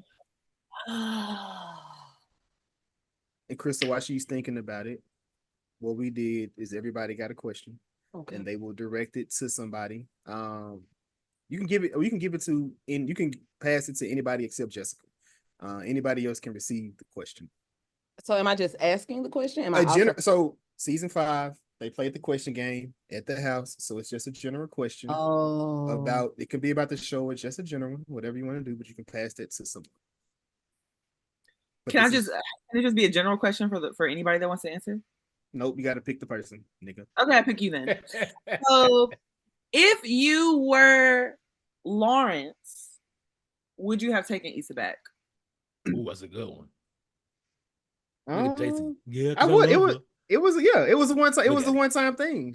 It was a one-time thing. So yeah, I would have took it back. Would have worked on it. Went through some therapy. One-time thing, my brother. It was one time at that point. When they were together, it was you one gonna time. give it a chance to be 2 times, 3 times? But I love her. But I love her though. It was 5 years. You don't see me on this couch, sad as hell. Right. You out here fucking niggas? No, you crazy. Beat it, Toots. How about no? Not coming back. Ram. Not beat it, Toots. I got the beady beads. I ain't shaved. What Anthony Hamilton say? I ain't dressed right now. I'm heartbroken. And you here cheating? No, ma'am. No. Beat it. Like Michael Jackson. But I'm gonna come to you, Nate, man. Season 3, Issa is down bad at this point. She's driving Uber. She living on a nigga she cheated with couch. What direction did you think this was gonna go in, brother? That's crazy. I mean, I think damn, I think like earlier I was saying that you could kind of figure out a way to be cordial with someone that things didn't work out with. I think that's an instance where it works in her favor, where she did Daniel wrong in a way, and definitely did Lawrence wrong in a way, right? But she was able to maintain a relationship with Daniel. I commend Daniel a little bit for that, even though I think he's also a shitty person for encouraging cheating. Not really sure. Now that I think about it, I'm not really sure if he knew that she had. She played the fence because he told him it was over, and then it was back on, and I'm not faulting him for that. Yeah. So, but I mean, people go through walls in life, man. It gets tough out there. Sometimes you gotta get it how you get it. One of my guys, he was sleeping on his ex couch for a little bit. It's tough, but his ex couch. He was laying on his ex couch. She was going on dates and shit. It was tough, but you gotta do what you gotta do to survive. And I'm sure Issa didn't really think that was gonna last as long as it did, but it's just one of those things. It also takes a lot of courage to go back to someone like that to ask for something, and I think that's we should applaud Issa for putting her pride aside a little bit to push for that. But you need to bring back shame, because what the fuck was that? What the fuck? Like, he actually stayed cool with her after she told him that he was just an itch she needed to scratch. That's a crazy thing to say to somebody that you knew since high school. Like, y'all known each other for years, and you're gonna treat him like that, and then go back to him when you need. But you let that slide when you know she was also an itch you just wanted to scratch. Like, you're just like, good to know that we feel the same way about each other. Right, but that's too wild to say out loud. You can say it in your head. You ain't have to say keep it to yourself. I'm gonna block you after that. You gotta tell me that. Now you blocked. Yeah, and I'm mad because you said some goofy shit like that. But then she got the mouth. The mouth. I don't know. I think it was the mouth. Like, that would have definitely been like that good, because she didn't even like doing it. That's the point. She was good enough to make him come off of it. You know how many? That is a rare. That is rare. You said what? What? What'd you just say? No. Repeat. No. Rewind for me. Say it again. I said it don't take that much. All right. So let me next question on this. Next question on the, you know what I'm saying? But of course, when Issa is driving Uber or Lyft, whatever the fuck she was driving, she meets the bitch ass nigga. Chris, you're not a bitch. I love you, brother. But why you say it like that? That order of operation was crazy. That nigga said she meets bitch ass niggas. Chris, how you feel about that? Like, speaking of bitch she meant so we get introduced to Nathan in this situation. We get introduced. He was a bitch ass nigga. I thought he was a crazy ass nigga. I do not support Nathan because he was dirty macking. Anybody that dirty macking automatically goes to the bottom of my foot. You love dirty macking. You love dirty macking so much. You have playlists just dedicated to dirty macking. What are you talking about? Dirty macking playlist, brother? I got you. I'll send it to you. Nate, that's what you're doing. Jason, fight back. Wait, no. Jason, Nate, fight back. What's your favorite dirty macking song? What's at the top of your dirty macking playlist, Jason? I can go find it right quick. Hold on, let me find it. Is it you should let me love you? It is. Maybe I just don't get it. Do you enjoy being hurt? I said, what's this? The game we playing? The makeup on his shirt. The makeup on his shirt. Hey, that's really dirty bag. I'm like, damn, my dog. People don't talk about that enough. He came in. You see his collar when he got home, girl? Yeah, I know you smell that shit, right? And I can't help. Me love you. And I can't help but wait. That's the other one, right? Trey. I mean, I know. We canceled so called, but Trace, I can't help but wait. That's another one, right? You think like these songs be so beautiful that you be like, wait, these niggas. That's also a grimy. Yeah, I can't help but wait. You gotta damn, it is dirty Mackin, ain't it? king. Yes, He's yeah, one of listen. the dirtiest Mackins. Chris Brown, your man ain't me. Mhm. Like, come on, Arrest what? that Like, man. like, why are you coming to my girl? You light skinned niggas need to stop. That may be the second reason why I don't like light skinned niggas like that. All of Jaded. But yet your playlist doesn't Hey, reflect that. so look, that's- I like good music. I can't help it. That they Yo, be Jason, Did I give you Okay. my Dirty Mackin playlist? You did. I did. y'all be I did. sharing Dirty I- Mackin We playlists. do, and listen, hey, I like Dirty Mackin songs. Like in songs, too. it's absolutely fire. In real life, no. Yes. But in Yes. songs, absolutely fire. And to answer your question, no. You gotta use them bars in the club. Like, girl, you enjoy being hurt? yo. Yeah. That's what, I put that real quick. This I know nigga getting his what you're tires slashed. Or it could be what's that? What? Well, you get that Moke and stuff. He's mine. Like what? Like all these. That's a That's banger, not though. Dirty Mackin. That woman was that was She was talking her that's shit. different. Yeah, that's different. She was They talking weren't her- playing. Hey, now the ladies, they be doing Dirty Mackin good. Like Listen. Janet different. Jackson, That ain't If, Dirty Mackin. Listen. that might be like my Bragging. favorite. That's one of my favorite songs ever. And she Dirty Mackin like crazy. What song? If by what's the Janet Destiny's- Jackson. Oh yeah, you love She Janet. Dirty Mackin like Destiny's crazy. Oh yeah, I Child just told you record. that. Yeah.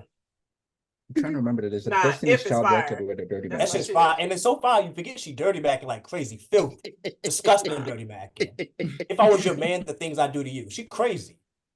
So Chris, I'm What's I'm up? I'm gonna bring this one to you, brother. Mhm. So we can introduce to Nathan. Pretty cool guy. In the beginning, it kind of turns pretty quick. But what is it about Nathan that you that you thought was a good match for Issa? Let me ask that. Let me frame it that way. Let me say this. So I think that Nathan was what Issa needed, but Issa wasn't what Nathan needed. So I don't think that Issa could have been the person for Lawrence if she didn't go through the experiences with Nathan. And I think that he held her accountable. I think that he was a calming influence in her life. And I think that he kind of forced like a lot of that passive aggressiveness out of her. Like he kind of forced her to kind of like be a little bit more assertive. So like he was a lesson for her. Like people are all lessons, but I think that he was someone that she needed to not be insecure.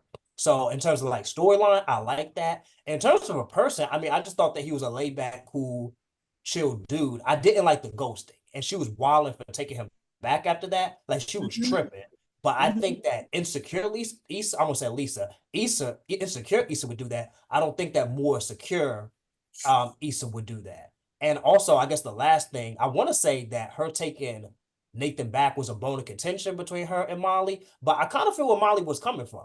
Like, you letting this nigga do you any kind of way, and it's almost like you're just allowing him to treat you any kind of way, and you just take him back. So I think that, if I'm remembering correctly, I think that was the start a lot of the issues they had in season 4 and 5.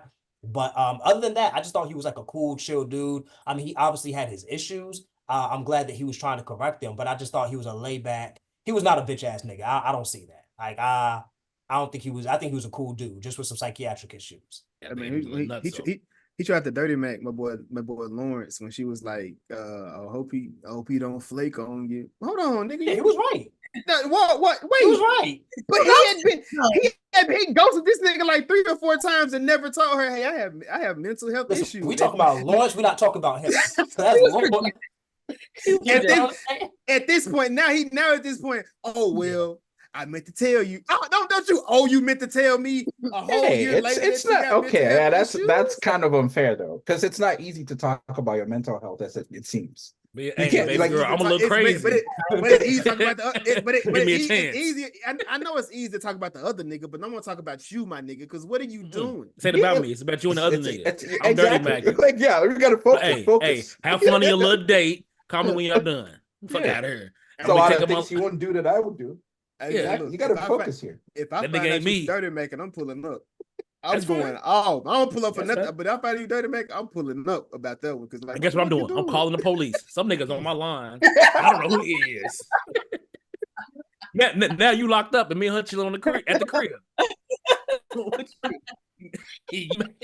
You call her from the collective payphone, and I'm like, we her watching TV. Nigga, you tripping? Hey, but Jason, let me ask you a question though. When Yes, she was sir. dealing with Nathan, was like Lawrence all the way out of her life? I'm just trying to remember the storyline. Lawrence did fall out of her life a few times. Okay. It was like I think it was because of the friend group things is what brought them back together. Okay. Like every time they had like a friend event, and he kept on debating if he should, and she also was debating if she should. But at the end, he kind of admitted, like he said, them her friends, they're not really mine, and he was just cool by association. And which I understood that. Which I'm gonna ask, Jessica. I'm gonna ask you. Are you cool with any of your exes? No. Okay. A But real y'all- one. Wait, is that Real true? one. Move a real one. Is that a podcast answer or a real life answer? I'm not. But also, I've Oh, never been shit. in a situation where something ended on good terms. Mm. It's usually something like I realize I don't like this Ah. person, like as a Mhm. person, and I want nothing to do with you. And there's no like, if you treat me wrong during a relationship, you weren't my friend. So what is Exactly. this friendship that we're trying to keep in contact with? Like, Facts. there's no. It's different if you break up and you just realize like we're not good together, but maybe in a while when things have settled down, maybe we can be friends because we still respect each other. I've never been in a situation like that. So no, I'm not cool with any of my exes. Fuck them niggas. Hello. Chappell kind of threw a hand. Chappell threw a hand up. I know Nate. I know Austin. Whoa, my brother. What you mean? I don't like this intro. Wait. I Hand no, up for I'll don't what? like this intro. How did- Chappell agreed. Speaking of- Chappell agreed Like, with speaking of hoe Jessica. ass niggas, Chappelle agrees. No, look, I felt like you agreed. What you think, Chappelle? How do I you do feel agree. about that? I don't. Look. Like she said, I have never been in a situation where it ended and we were like, oh, that's Yeah. not working for us. BFFs We for cool, life. let's move on. No, bitch, fuck Most your of life. the time, it's like I'm realizing through whatever ups and downs we're going through that. Oh no, I really just can't. We really can't deal with it. Like we just not going right. And it's like, and because of that, I really don't need to see nothing about you. Like I don't need to. We don't need to be friends. Because also, let's say I'm on the receiving end of this breakup, right? Like where I'm like trying to make it happen, and you kind of like pushing me away. Okay, cool, but I'm not gonna be following you on Instagram and all kind of stuff, seeing you happy with somebody else. Like that's not happening. So we just gonna cut this all the I'm way petty. off. I report all that shit. I'm reporting pitch. You Yeah, happy? what? Okay. Report. I'm the one. crazy. I'm the Spam. one hacking the account. I'm the one sending out those messages. Yeah, if you can just cash at me something. This is me. I'm the reason why you got thought locked about out that. your That's a good account. idea. I'm gonna do it. All Hey, them, cash at me $60 to get 200. phishing scams and stuff like that. Oh yeah, all you gotta do is learn the basic ones. You can learn them on Google Classroom, and you I you never thought too about can that. ruin somebody's social media. And you- friends. I never thought about that. I just record pictures and Wait, videos and all that wait. happy reels and Oh all no, that shit. I will have your page looking like a Bitcoin ad tomorrow. Don't play with me. Do Hey, not I play like. with me. Hey, I like it. I like it. Yeah. I thought I was bad. Shut it down. Nigga, People what? like Bitcoin mining. What you people all in the comments? I think you're hacked. You think? And I'll be responding back. And the fuck? I got a new Audi yesterday. Yeah, you did. Hey man, what the hell, bro? Oh yeah, I like I don't that. wanna I see like it. I like Jason, you did this. that. I'm on my second Instagram. You're gonna be on your third, bitch. Keep fucking around. Right. But if you stop posting other niggas on Instagram, then I guess you could have the first one back. You better put this shit on private. This is nigga. Yeah. Like, what is- And that's why the close friends is popping. Y'all niggas is crazy. Ah, Damn. shit. Ah man, okay. That's my bad. Okay. I ain't that toxic. God Is damn. there time for my question? Yes. The floor is yours, brother. Because I'm traveling, so I do have to wrap up soon. Not to be disrespectful to nobody. No, This you is good. very You fun, good. But I do want to make sure I get my question in. I'll throw this question at Jess. Jess, do you think it won't even be that. How did you feel about the Dro and Molly open relationship conversation? Because I've seen what people were saying and I have some thoughts, but I would like to hear what you think. I feel like it was super fucking messy. I feel like if you're gonna do that, like if you're gonna be the unicorn, you're gonna have to do that with somebody that you are not friends with. Like you're friends with both of these people and they're married, and you have feelings for your friend's husband. Like that's, even if they're in a relationship, that's weird. Like That's crazy. that was a super messy situation. I think that was a bad call for Molly to get in. It was great for the plot, but like she kind of set herself up for heartbreak. Like she put herself in a really shitty situation. Like, and Dro is trash for going after somebody that his wife is also friends with. Like, No, That's hold it on, was pause. Now, look, I was letting you cook. Now, hold on. He said, hold on now. Hold on. I remember the discourse online. You know, people were really arguing because I think, and I'm gonna just throw it out there. Y'all can tell me if I'm lying or not. But I feel like people really wanted that to not be the case. They really wanted to find out that Dro was cheating or that, you know, this wasn't on the up and up. And the show never presents us any alternative. The show never shows us that he was lying, that the wife has an issue with this at all. So taking all things into consideration, if the wife cool with it, what's the problem? I just mean from Molly's perspective, it seems like, because you know Molly is not that type of person. Like she wants to be with somebody, she wants to be married, she wants a family. She's like a traditional woman. You put yourself in a situation where the man that you want is already married to somebody, and you are acting weird when he has to leave you to go see his wife. Like, what were you expecting? Of course, you going home to her? Like, yeah, I got to. What you mean? I mean, and like she felt connected to him, and she hadn't been with anybody yet that she felt super deeply connected to. But you were so desperate for connection that you put yourself in a situation and you hurt your own self, because like him and his wife are like fine. I mean, they got divorced after, like, well, after that, but like I really just think she set herself up for failure. Like she was never. So we all agree that. Yeah, so we agree that Dro is innocent and that he didn't do nothing wrong. That's how I was just trying to get I agree. Because me and Jess just agreed. I see other people head nodded. Jess, it sounds like you might be the problem.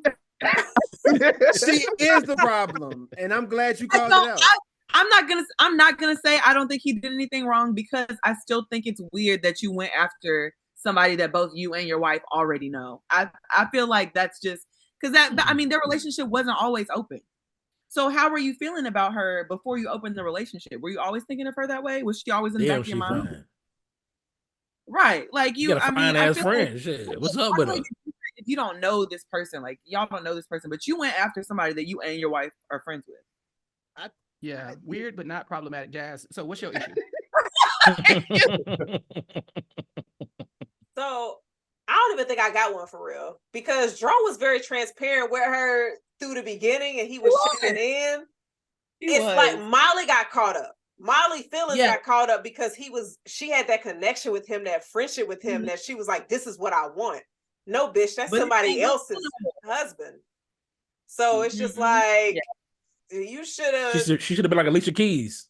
But I mean, technically, they got a divorce, and so Molly could have been the bitch that Dro brought with him to Tiffany and Derek's farewell party. Would have been her bringing him, but I get you. They would have brought each other, because Dro still showed up, even though Candace and him are divorced, and this new bitch, we do not know her name. She was pretty though. Somebody got to step up to the plate. Shit, you don't want it. What you mean? But hey, sorry it didn't work out, but on to the next. And I do feel like they were at the party, and things just happened, and he just introduced it. Like it was just like, because she was feeling him, or she enjoyed the vibe, and it was just like, shit, why not? I feel like they always had the vibe.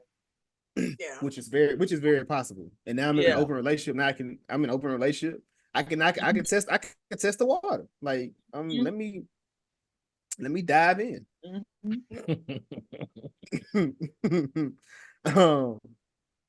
Many Trey Songz references in one podcast.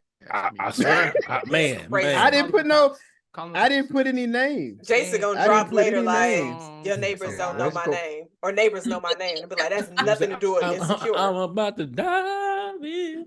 So Jazz, I'm gonna kick this into you. Shit. Have you ever hooked up with a friend that ended up ruining the friendship? God damn, Jason, what the hell? This is a Jazz question. What is that? This was a Jazz question. I didn't think you was gonna come to me first with my question. No, none of the friendships have been ruined. So they're still in the picture. I love it. Austin, I think we should give her an extra 10 seconds to think about her. Yeah, give Jazz a second to think about it. Yeah, I don't. But see, the thing, them niggas was my friends. Here go Chappell. How close was the friendship, Jazz? Was it a date or not? Stay weird.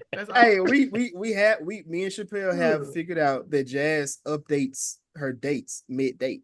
So it can start as a date, and it can just end as a friendship relationship at the end of it. Like I've Jazz never seen. does not do that anymore. That's Oh, that's wonderful. crazy. So they go home like, had a But good if you- time. Like, yeah, thanks, BFF. But you didn't tell me nigga this took the happened. bag You on didn't, but dinner. you didn't tell me this happened. It just happened in the middle of the date. So next time we talk, told you like, as soon as it happened. What you mean? that should be put out there in the world. Like, you can't change. I want to go out with you on a date. You can't change it halfway through the date to be like, I ain't really feeling it. Now we just cool. Like, you know, Well, guess what? Split that bill. She split that bill. Well, her 3 drinks and my 2 waters. Jazz came with the intention of paying her bill anyway. So she she don't. She left No, out. she don't. No, she don't. Wait, you know what? They definitely pay. Oh, so you using niggas? Issa? No. Wow. You get the nigga say we got to the break of the problem. I thought that was splitting the bill. I didn't know you had these niggas paying too. You got the nigga saved his You dinner. the one that's gonna pull up at Daniel's house after you tell him he just an itch you need to scratch. You like, well, I need some place to stay. Okay, I see what we're dealing with. You can park a car outside and sleep in your driver's seat. Fuck out of here. Fuck you been at all day. Graham. You fucked up. It's smelling like outside. Get your ass out the house. You smell like fucking Ralph Lauren. I don't wear that shit. You smell like a nigga. Who you hugging on? Go back to his house. Jason, what's your question? Come on, my nigga. Like, I'm dying right here. Where the next question is? I've answered 3, Jazz. I'm gonna let you get a question that you can direct to the room or to someone in the room. Whew, I was getting killed just now. Chris, this question is for you. She got sweat stains on the shoulders. It's crazy. Chill. Actually, fuck no, because Chappell took my question. About the drill thing? Yeah. You got like 18 questions on this list, child. Pick one. Oh, I thought you meant like my main question. All right, Chris. Oh, if you. Nah, it's fine. Who do you think the biggest villain was in this show? Ooh, that's a good question. The Nathan. biggest villain. Not Nathan.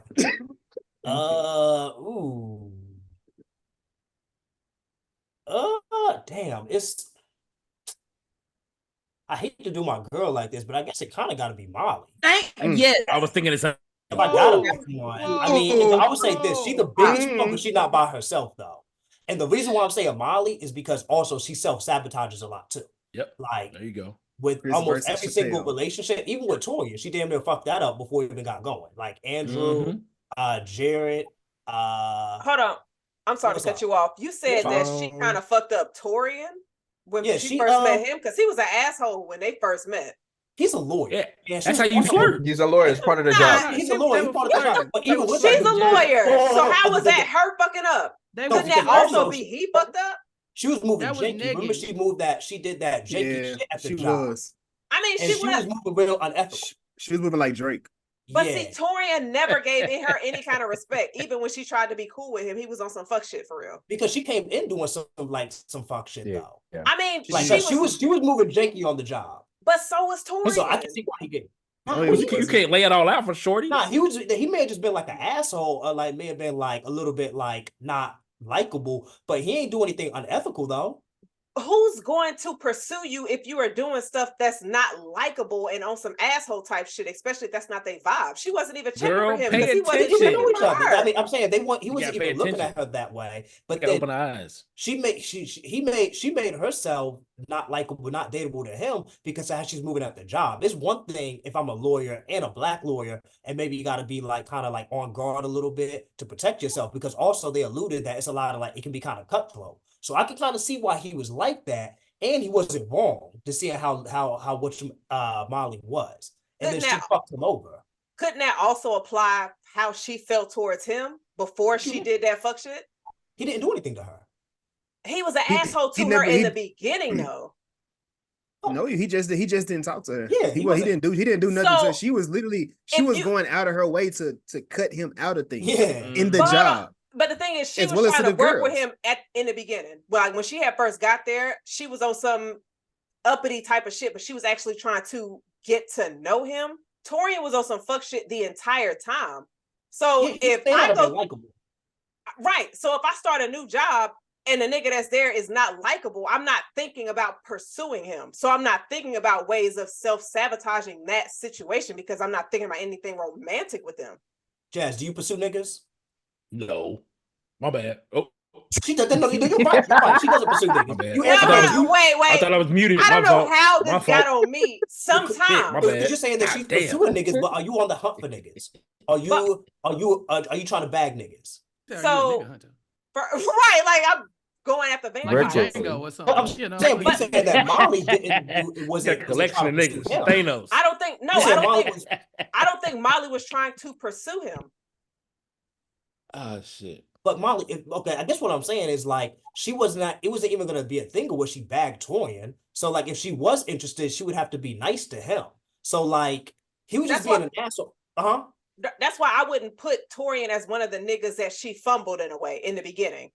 Yo, she did some dirty shit to him. Yeah. So she like, was if not he didn't cool. get past that, like they would have never got together if he didn't. So- Locking up, listen. So if you put Torian and then you do Andrew, her and Andrew's first meeting was on a romantic type of vibe. Her and Torian's wasn't. That's why I wouldn't say that Torian was somebody that Andrew she had to possibly. beg her. Hold on, did Andrew have to beg to get her? But he was did. trying. He did a lot. He did too much. He was wild. But Chris, was he not pursuing her romantically? Andrew? Yes, when they first Yeah, met. he was. Yeah. Torian wasn't doing that, right? No, well, eventually he did, but on the job. In the no. beginning. That's why I wouldn't can't put compare- Torian I don't- in that. Yeah, you can't in that- compare. I don't You think can't compare them. compare them two situations though. But I'm even saying though, you to can't to say the she point fumbled that- him if there was no Right, 'cause she pursuit didn't in the want him, so beginning. there was She no didn't fumble, want him, right, so you yeah. can't No, say you he. said- I missed the fumble part. No, I I didn't say hear she. the No. rest of that. I said she almost. No, she sabotaged. She almost sabotaged. Is what I'm saying. Yeah, But she how- didn't she didn't want it, then it's not a That- sabotage. Oh, Exactly. it would've- That's so what I'm it- saying. That's what I'm saying. It could have, in that situation, she could have possibly potentially missed out on something Thank you, good Jay. because That's she what was I'm saying. because she Yeah, was doing that fuck is shit true. on That's the what I'm job. saying. Because the retreat would have happened, regardless of whatever the fuck she was doing on that job, who she wanted, the retreat would have happened, and he would have stayed the fuck away from her on their retreat, and it would have been real ugly if he would have been like, "Yeah, I just don't fuck with you because of how you were at the job, like on some fuck shit." That's But what I'm saying. I guess what I'm saying is she put a barrier that he had to overcome. If he wasn't willing to overcome that, they never would have gotten married. If she didn't do that, they could have gotten together sooner. Or like Jason is saying, like if he just never decided to forgive her, they would have never got together. I'm not saying she was pursuing him, but if I'm trying to talk to a girl and I do some fuck shit and she like, I don't know about him, and we eventually get together, like we had to overcome odds. Like I put it like this, she just didn't make it easy for herself to get married. She made it harder. Molly was definitely making herself a villain way more than Issa was in the Oh, first 100%. season in season 3. See, here I don't we know go about again. season Now, 1. every time we bring up season 1, Molly, I gotta come in and step in. And talk about who's the real villain. Not you pulling the cape on for Molly. Every time, because Season 3 Molly at that. No, because I was just hard on Molly too. It's like, hey, bro, Molly was tripping with that Dro stuff. But the biggest villain, like I told you, out the gate, the first blow is thrown by her best friend Issa while she's making a broken pussy song about her. And y'all like, Molly, she's so horrible to Issa. Issa was not good either. Issa got a whole list of people that she done screwed over too. The same way we can drop all the names Molly could drop. It's just that we saw this through Issa's eyes mostly. You know what I'm saying? So we relate to that kind of stuff. But Issa ain't no saint. The real villain is who everybody was praying on their downfall. It was Tiffany and Derek. Oh yeah. That's probably what it is. They were the messiest. Crystal, They were the Crystal, am I tripping? messiest. They are the messiest. Crystal, were we not praying on Tiffany's downfall? Yes or no? It's a simple question. I definitely was. Okay. I kind of liked Derek. Okay. too. They were the Pour my messiest. cup of tea. I will give you, they were the messiest because everything that came back to Issa and Lawrence was because Derek either told the other one or Tiffany told the other one, and she also put Condola in front of. But they don't have to. The conversation they had. They're don't pillow have to be talking, having. bro. They're just pillow talking. No, it's different if we That's keep it in the American house. bullshit. It's different if we keep it in the house though, Nate. They going outside and telling people this shit too. Okay, Hey, but you know what though? Tiffany might be the only character that might not have a redeeming quality. So she actually might be the villain. Like, I don't think it was anything good about yeah, it. I was I thinking think about it. towards the end when she had postpartum, I felt Yeah. like That's I felt something for her. Like, Because remember when Shorty went missing? Bad Everybody was shit searching for all day. Bad shit happened to bad people all the time, man. And Like Tiffany and Derek did not get a Cancel the divorce. show because I'm I about to believe search for they this girl all ended- damn episode. didn't- Fuck out of Didn't here. Tiffany and Derek end up together? Like they still ended the show together, right? Yeah, they did. Yeah. They moved to Colorado. So to it's Denver, I so think. it sounds like well the people who know how to work through these problematic relationships is that nice light skinned couple over there that's pissing everybody off. I'm just saying, whenever something came up, we heard, oh, he's sleeping on the couch, she went missing, all this other stuff. But at the end of the day, they still had their wedding rings on, where a lot of people did not make it to the end of this as a couple. So I'm just saying, although she was a villain, I could probably say that they probably And had that's they keep their relationship in-house situation. This Oh, is I it. think they had that on lock. And I They also did. want to. Relationship gave business. Like it, they probably stayed together because it was smart. Marriage a contract, Crystal, though, ain't it? It is, but you know, I feel like Derek wanted to leave. Really? Didn't leave. I But hold mean, on. he was talking about bitches and things. I can see it. Didn't leave. And that's I could see him on a Chad little was freedom, around. a little You drug know, Chad situation. gets niggas talking crazy. Yeah, you got single friends. You gonna start talking crazy. Yeah, So, Hey, Chad, you that's gotta Chad. fit in. That's called code switching. I do. Yeah, he Yeah, like, man, Jess. yeah, shit. I love you so. Call me a wife, but baby, niggas is crazy. They are fucking bitches and shit. I love you. This is wild. Yeah, shit, they crazy. You know, condoms and nothing. That's crazy. So That nigga, I do feel like we were kind of robbed of a more of a storyline for Derek and Tiff, because there were things that were hinted about their relationship, but this story never went anywhere. it wasn't supposed to. That's the But point. Jason, fuck all that shit. No. they buried that I want to shit. know why Let Derek her was speak. sleeping in a fucking hotel for a month. How do you drop that on the Yeah. damn girls chat and then the entire show is it's literally called Insecure. So their relationships they're not insecure about their problems in their relationships. We're not focused on that, right? When we're talking about the villain, the first thing that came to mind was Issa, like the girl that's in the mirror. That's a real villain. That's the one that's not letting Issa grow. That's the one that's like in Issa's way constantly, because that's the voice in her head, right? So we're not seeing that, because although they have issues, they're not insecure about their issues. In fact, they're so comfortable about being terrible people that they tell their friends that they're terrible people, right? So that's why we don't get that. We get Molly, and we see all her insecurities, and we see Lawrence's, and we see Issa's, because those people are actually insecure, and they're trying to strive to one specific thing, which is partnership, which Tiffany and what's his name, Derek already have, right? Yeah, so that's a why good we're point. not seeing that. It does make me like want to retract my statement about Tiffany being the worst villain, and then like double down on what you just said about Issa being the villain. So yeah, that I agree with that. Issa's the biggest villain of the show. It was always the woman in the mirror, and I think that's what we have to take from this. But I do have to go, y'all.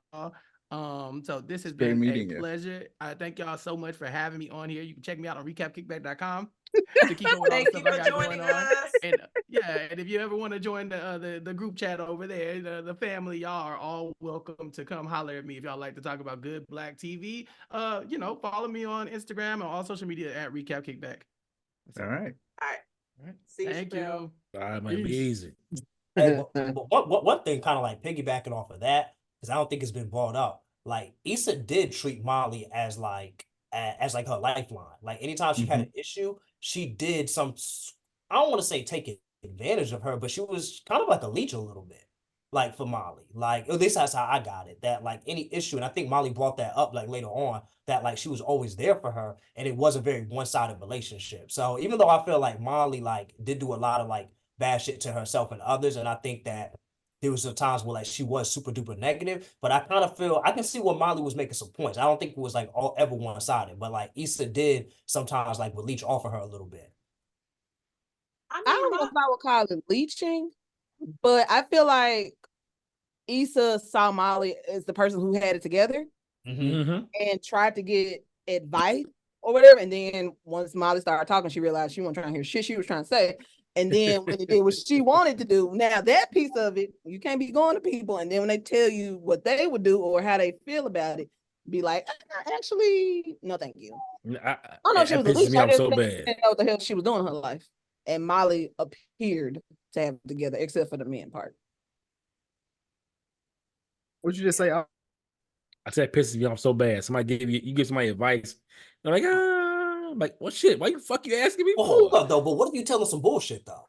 Because if I ask you for some advice and like I don't have to do it. If you tell me something that's Not true, make the true. situation worse, then like now I would say this, I wouldn't keep. I've had a friend to where they would keep coming to me about the same situation and they would do the same. Yeah. They would do the opposite what I did and then keep coming back. And I had to Uh-uh. be like, nigga, I'm like throwing my hands up. Hey, yeah. hey, At my that nigga, point, fuck you're you. not gonna keep coming to me. You just want to vent. You Don't just you want to come back. talk. Don't come to talk to me about shit else, my boy. Yeah, I've had to tell Yeah. a couple people that. I had to well, I'll tell you offline, Jason, but so we know I had to tell them, be like, yo, we got they kept coming about the same situation, be like, listen, you made your decision, I'm sick of hearing it. Yeah. Don't tell me no more. But nah, I like I seen- don't know. Uh-huh. I seen something. Somebody said, "Do you want to just vent or do you want my advice?" I'm the Yeah. type. If you come to me, you want my advice. I'm not hearing it. Just hear you vent like the same shit. Like your feet hurt, your back hurt. Well, do something about it. Yeah. I won't keep hearing the same old shit. Well, if they saying they feet hurt, they want a foot massage. Here, Jason. Yeah, all right. Well, you Look better at go to the Jazz. fucking Jazz massage gonna parlor. find a way to Yeah, throw Jazz. them. Jazz gonna throw them feet in there He some kind brought of way. it Boy. up. Jesus Christ. You better go to know the what's massage coming. parlor. What the fuck I look like? That ain't my job. Jazz be Can looking I for get that $50? layup. That's the Like, Jazz be looking. That's the Shit, I easiest can layup. find a Groupon for you. look, purchase that though. I can send you the discount code I use. What Hell no. fuck I look like? Oh shit! But I guess like we get like the season. Well, actually, Austin, I'm gonna start with you, brother. What is your question, and who would you like to direct it to? Shit, you don't put me on blast, my brother. Oh my goodness.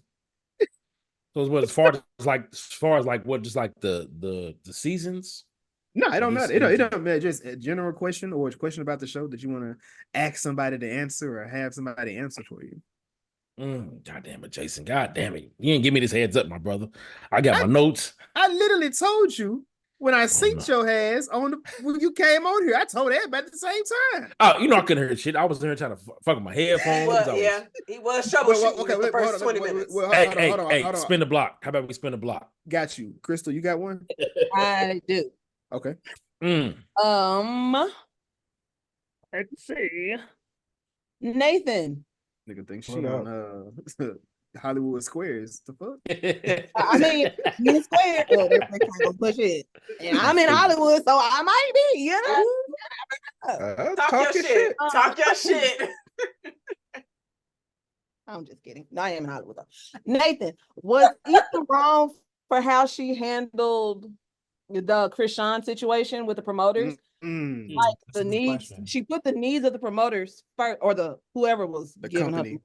Yeah, she put their needs above Krishan's vision. Artists. Yeah, that's a great question. I mean, he still That didn't is want a to, good but was she wrong for not like having his back and putting out his vision? Yeah, I mean, I think that's a great question. Nate is the because best it ended person up to ask turning that out to be question. good. Yeah. Weirdly enough, I'm the perfect person to answer this question. No, I think you should always prioritize an artist's work. You don't hire artists if you don't believe in who they are. Even if you believe in just what they could give you, it's still that artist, whatever that artist is why you brought them here, right? So like that example, or even let's just say I hire Austin to come tell jokes on my show. I know what kind of jokes he tells, which is why I hired him. So whatever social media presence he has is based on the jokes that he tells. So it doesn't make any sense for me to bring him here and then be like, hey, by the way, I need you to just tell jokes about teachers. It's like, you hired me, even if you hired me for the notoriety, I got that because of who I am. Right. Yeah. So it doesn't make any sense for you to curb that person's art after you hire them. She was definitely wrong in that instance. But I also understand the reasoning and why she's doing what she's doing. She's wrong for sure, but sometimes you have investors who don't see your vision, especially when you're curating something. And the best way that I've had to deal with that, and I think people should deal with that, is that you kind of have to get your list of artists, your potential artists, before you lock anyone in. And have a conversation with your investors and say, these are the people I'm looking at. These are the people I definitely want to have. These are the people I'm kind of iffy on. This is my list. Are you still interested in investing in this event? And if they're like, yeah, Austin is too much for me, I'm like, all right, cool. you have to make that decision on if Austin is worth the show or the investors are worth the show. But you have to make all those decisions before the show. Like you can't just start changing shit at the show. That just exactly. that doesn't help. I agree. Just wanted to. So I'm That's a gonna go great back. question. I'm gonna go that back. I'm gonna throw that back to you, Crystal. So Ralph Angel. That's what I know the nigga as. When okay, yeah. so he got mad at Issa, then he kind of dumped on her, to almost kind of like tanking her business, tanking her brand. But then he eventually needed her. How did you feel about how he went about that in that situation? Don't burn the bridge if you're gonna plan on crossing it later. Like, I mean, it worked. I feel like they could reconnected by the end when she brought them brown. He needed her ass. Right. I'm just saying, That was a like, dream. I That was don't a know. dream. That was a dream that you talking about. But yeah, no, she needed him. Oh, got it. That was a little excessive because even if she did piss you off, other people are gonna see that, and other people might not want to work with you or help you further your career or be a part of whatever you're doing. So I get like maybe being a little shady, but full speed ahead. I personally wouldn't have did all of that. So piggybacking on people needing people. Mhm. Season 4 kind of is where the relationships began to change and they actually began to form a different type or get different legs. Molly and Issa, they're on the outs basically. Throughout the entire season, they're going back and forth. Issa is creating her. This is when she begins to become this cultural curator, as they said in the show. Chris, what did you think about how Molly handled the situation where she told Issa she cannot help her with her event and she needs not to ask Andrew? Later.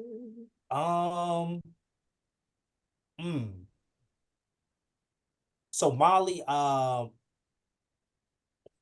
one hand, like I feel where Molly was coming from because Issa up to that point was asking her for a lot of stuff. So I can kind of see why she felt fed up, but she wasn't really being a good friend. Telling her that like Molly, telling her that she wouldn't help her. So yeah, that's kind of another situation, her being kind of the villain, because she was being a bad friend by not helping her, but she did it. I thought the reason kind of shitty, saying she didn't want to mix the romance with the work because it was a simple ask. It was like, hey, ask somebody. So she was being kind of extra and being difficult, and I wouldn't have done that to my friend. I wouldn't do that to you, Jason or Jazz, because I thought that was just her being a bad friend. But Issa was even a worse friend for going around. That was where I feel like that was fucked up because that would, to me, it was like, I don't like when people go behind people's back. Shit like that to me is just like real. That's like even as annoying as Molly was and was being, like Issa going behind her back like that, that's real fucked up. And that's kind of telling her character that my best friend set a boundary, but nah, I'm ignoring that. I'm gonna go behind her back, for something that I want. So she was being selfish. So I would have constantly probably cut Issa off, real. Is there anyone that agrees with Chris? It seemed like a whole bunch of faces went so fucking sour. Wow, okay. I'm like, Jason gonna call on somebody. I was like, I ain't gonna say nothing. I'm gonna let him call on whoever. Everybody's face went sour in that situation. I'm gonna start with you, Jazz, and Jess, I'm gonna let you go next. Hell fuck no, Issa wasn't wrong. For the simple fact of like, okay, you sit up here, I don't want to get in the middle of your business and my relationship. Bet, let's take you out of it. I'm gonna go to my nigga who I'm fucking, who is roommates with the nigga you fucking, that's gonna get the artist that I need for my event, that I am scheduling, that I am planning, that I've been working and stressing so hard for.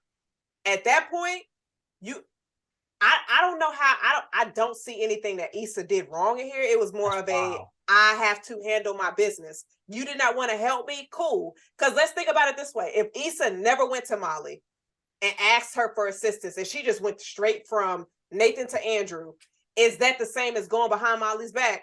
No, because she wouldn't have been behind her back. Now, that's what she should have done. But then it's also, she's like, well, that's my best friend.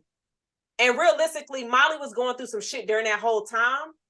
because she really could have helped Issa, and she saw all the shit Issa was going through. And when Issa was actually trying to get everything set up for this event, Molly wasn't even on her side. Nathan was the one that was pushing her. Molly was like, girl, you still talking about this? Jack, let me just say this. Now, Molly was being lame as hell. I just want to say that. She was being lame as hell. She was being a bad friend. I wouldn't do that. I just want to stress you're not that. even What she did was supporting whack my as shit. mission. So I mean, okay. You know, I mean, listen, I still think it was fucked up. She went behind her back. But Molly was being so lame. She was. Because you Issa was still this... wrong, though. I'm going to stand on that. She was still fucked up. She shouldn't have done that. I agree. I agree with Chris, but I also agree with what how Issa handled it at the same exact time. Because I'm handling an event. You see, like you see it, and I'm drowned. But it really started in season 3 when she mentioned she wanted to do it. Every time she did, Molly took every opportunity she could to shit on the person that she told to get her shit together. It was just like, damn. Every time. And now I have everything set. I have the person. I have the artist. They fill out. And then instead you giving me this lawyer advice. Like I said, bro, if I get into it, if I lose my keys, do not tell me to look where I bitch, I know where I last had the keys. I'm trying to get the next thing. I'm trying to get the next gold handle. Let's get to that. Hold on, what's wrong with that? Bro, I'm cussing you the fuck out, bro. Hold on, bro. You can't get mad at this. Yes, I can. No, my dad be doing that. Did you check the lab? Bitch, dog. That's where I started. That's my first thing. Be like, my computer don't work, nigga. Did you restart it? No. Yeah, well, why the fuck you don't do that? And your that's my first thing. But shit, hey, you check the door. You check your key holder. That's the first thing, nigga. What do you do? And they go check it, Austin, and that shit right there in the fucking door. Oh shit, the keys. Look at Crystal. Crystal done left her keys in her door plenty of times. She done been Crystal. kidding. How many times I done left y'all keys in the car? Let me make sure I did. I've left my car running during an 8-hour shift. Oh shit. No, you bugged out. Full tank of gas. Oh shit. It was still bugged out. Oh shit. Wow. Come back to my damn running for 12 hours. Goddamn. Out here living life. I don't know y'all. I tried. I got gas. Goddamn. She pulled up. She did pulled up, hopped out, and tried to hop back in. I thought she was gonna do a getaway. Nigga, ain't nobody in the car. I know you was late for work. That's all it was. You was late for work. That's all it was. I was on time. You was on time? Oh no, he bugged out. You know. See, I walk around, I got my keys, my wallet, all that. Sometimes you leave stuff. You know? 8 hours is crazy. Car just running. Yeah, that you is come outside like, damn, our car been warming up all day. Your gas tank on E. Shout out to all the people who passed my car and didn't steal my shit. I'm saying, my car outside still running. Like, oh shit, wasn't mine. You should have checked it. That's crazy. Austin, what was your favorite episode? My favorite episode? Damn, that's a tough one, bro. You put me on blast. God damn, they shit, man. I'm gonna fight you, Austin, bro. What's up, man? You know, make a decision, nigga. Pick one, nigga. Push the goddamn button, nigga. I'm indecisive. Shit. Hey, if it's time for the world to end, like push the button. What's that mean when the niggas sweating? I'm like, shit. I also want to say the episode where Lawrence had that threesome with them 2 white girls. Nah, hell no. That's gross. Come on, Jess. Hey, Dr. Umar's on my shoulder. Yo, Chris got excited. I know. Jazz. I know Jazz's favorite episode when Issa was on with Andrew. No, not was it Andrew? I think it was Andrew. She was like, and she tied him up, and she's like, "You gotta eat. You wanna hit this? You gotta eat this ass first." Molly, that's right. Oh, that was Molly and Andrew. It was Andrew. That's right up my alley. Tell you straight up like a fucking. Oh no, home tell nobody. Hog tied somebody. Now my favorite episode, I think it's when they favorite episode. That's a tough one. I want to say the festival, like I said, when Kelly got shocked, and then what was the one where she said growth. I love that meme. That's my favorite gift. But I got a whole bunch of them, dog. I can't piss on that one. You can't get down all of them, bro. When I know, I'm gonna give you one more. When say a top 3. Issa was daydreaming and she kicked the baby. Oh my god, she threw that baby. Oh my! Yeah, that one. Because me and Jason got kids. I don't know about y'all, but I'll be like, man, fuck this shit out one of these little motherfuckers. That better go on, shit. Crystal, what is Oh your my favorite God. episode? Low-key happy whenever Issa Yep. and Lawrence met up and they went to the she busted her ass. Same. Lawrence was Playing. Lawrence was always the only Lawrence Season was 4, always the episode only 8. choice. Yep. He was always the only choice. Then they went on to that museum walk. Oh my gosh, I gotta Hold find on. it. Is that the one where they went to the? They was out. They went to the little And market. they had or the whatever. cloud and stuff above them. And they had that red and blue screen behind them. Oh, Yeah. yeah, it'd be like that. It'd be like it. It'd be like it. It'd be like Chris, that. Chris, have you ever been on a date and ran into an old teen on the date? That's the worst. Like this is the shit. We went to elementary school together. She walk off like, hey, I'm gonna call you. Like, keep it moving. That's the worst. Oh shit. I guess if I'm not thinking, I feel like I'll remember. So I don't that I have. Nah, I'm pretty. Yeah, you remember that because you remember the spot, Yeah, yeah. time, what you had on. Nigga said the time and what he had up. Yeah, Yeah, I had on a this white nigga tee. I had on some shorts. Had on my Jordan ones. I remember we was at Target. I remember. I went to school. Yeah, she ain't me and shit. Chris, what was your favorite episode? Ooh, that's tough. Damn, that's tough. Okay, I'm gonna say the threesome. Fuck it. That was when. Okay, I'm just gonna go with that. That was when my nigga Lawrence was lit, man. That was like that was Lawrence was outside. like even just aside from that episode, but like that was when my nigga he was pulling. So yeah, he was doing his thing. yeah, and that's like just kind of circle back. I think someone asked if Lawrence should have taken Issa back. Hell no. Like my nigga was pulling too much. Hell no. He was pulling way too much. But he wanted to be in love though. I don't care about that. No, you don't. Okay, about I mean, he had a roster. Love will. yeah, he had a roster. Okay. Such a Yeah, love will always show up. Love will Oh, always girl show from up the in bank. middle of your Oh, girl from the 100-point bank. game. Hell, Yo, no. but for real, though, all jokes aside, though, I do feel like I liked her better for Lawrence than Issa. I like her better for me. Jessica, I'm gonna start with you. This nigga. Tasha, I be her DMs every day. She was sexy though. She looked good. Jessica, who had the best roster in this show? Mm. Ooh. I feel like I would have to say Issa because I liked Andrew. Andrew was attractive, but most of Molly's dudes weren't like all that. But Issa's roster was top tier, except for the dude that was her like downstairs neighbor. I didn't really like that one, but like everybody. Leon Thomas egghead ass. Man. Hold on, because it was chunky. Is that what it was? No, she's talking about the nigga with the. She's about the nigga with the on Victorious with the egghead. That's hate. That's hate. I just remember the security guard nigga, the fat nigga. Yeah, that's my dude. TSA. Come on now. Give it up for the big boys. I look like the security guard, so we ain't doing nothing. We're not talking about him at all. Give it for the big boys in the uniform, because that's how we be. He is on Abbott. Austin. Well, shit. This you can't. I can't ask you. Because only Lawrence had a roster. Nobody else had a roster on the men's side. Not for what that we seen. Jazz, who had the best roster? Probably crazy. They didn't even show it to They you. never showed it. They never showed us his fiance. I don't think his roster was crazy because I know niggas like Chad and they be kind of savage. So I don't think his roster was impressive. I met a lot of niggas like him. I know he take whatever he can get, and he was married too. So yeah, them niggas be savage. So And he's short. I'll see. Hey, I done been there. It'd be like sometimes. Hey, shit. It's 2:30. It's 2:30 at the club. What's up, girl? Shit, you fast call at 2:45. Just go home. Just go home. I don't like this version of Jason, yo, because he sounded like he don't do this.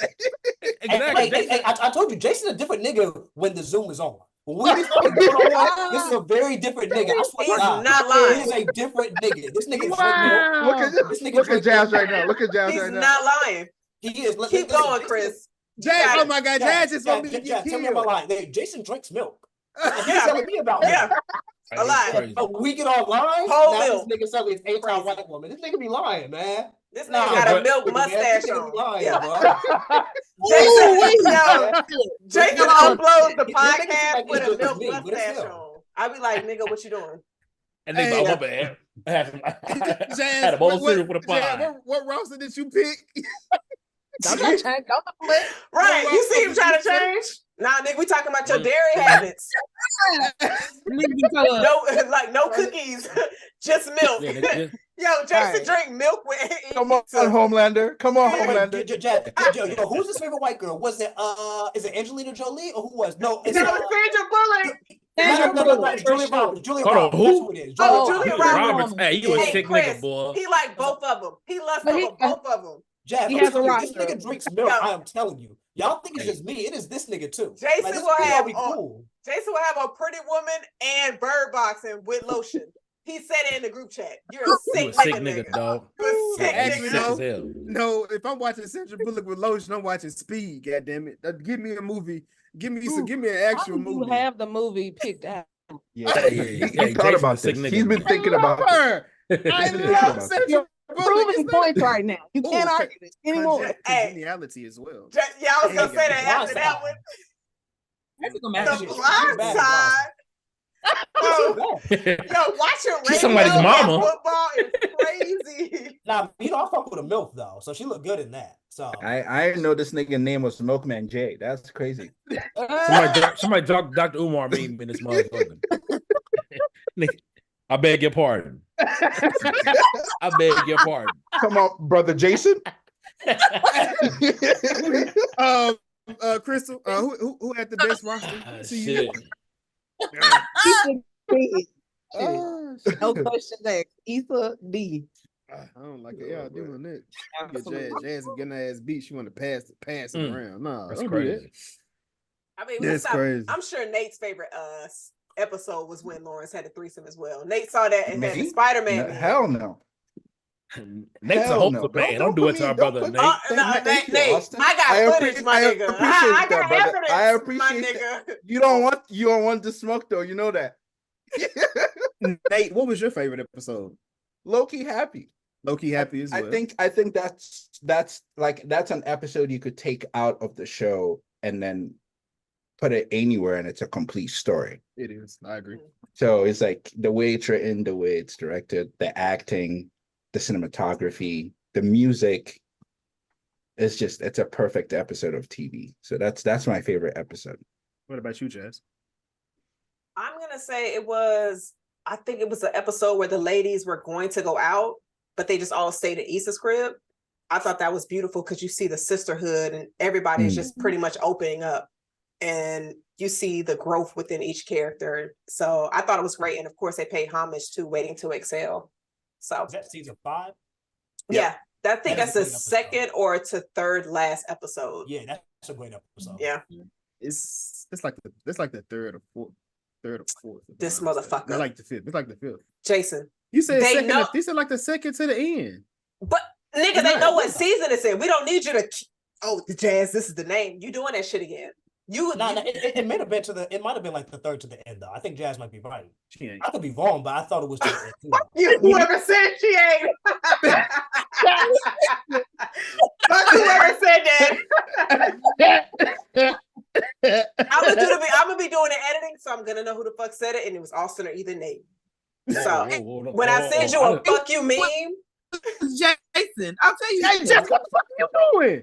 So thank you, Jess. What are you doing? Fuck you, Jason. What are you? I say 2 or 3. Here go Jason. It was either 4 or 3 or 4. Nigga, it was in that fucking season. Yo, it was episode 7 out of 10.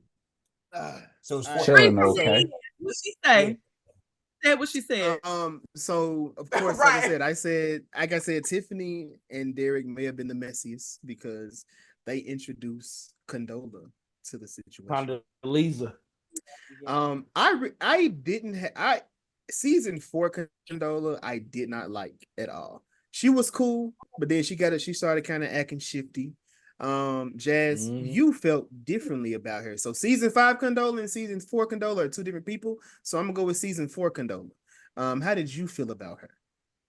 So I didn't have any issues with Condola. I honestly think they blew up the whole situation with her dating Lawrence and like the relationship with Issa. Because realistically, sis, we're professionals. We're working together. yeah, okay, I'm dating your ex, but my nigga, let's keep it real. I didn't know that was your ex. I'm not going to break up with him because that's your ex, because we're associates on a professional level. You're not my sis. We didn't go to college together. We ain't none of that. So I don't think she was wrong. I think they kind of blew up that whole spot for real. Like, I mean, it's an awkward situation though. So I mean, that's it. The spot blew itself up because of what it was, and then Lawrence and Issa, they never, it never was to an end. You know what I mean? It was a thing that was, I feel like it was on pause. It never ended because whenever they came around each other, everything came back. Do you see your exes and all those feelings come back, Jess? well, you're not about to get me the fuck caught up. That's what you're not about to do. So whoever see this is gonna be like, so what are you gonna get caught up about? So I mean, you should have answered the question, but now, no, Nate, I'm gonna come to you. Yeah, go to somebody else. It's gonna be the one ex Jazz. You talking about me? You talking about me? I'm the ex. No, nigga, not you. Stupid ass nigga. So how did you feel about how Condola, Issa, and what's the nigga name? Lawrence. How they handle this situation amongst each other? Yeah, I mean, yeah, I'm with Jazz on this. I don't owe you shit. I don't really even know you like that, right? So why are you making a big deal out of this situation? Why are you being weird to me? Why are you being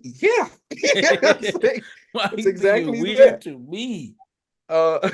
I think another thing about that is that it just really just shows that Issa has insecurities. Like she just couldn't let Lawrence go.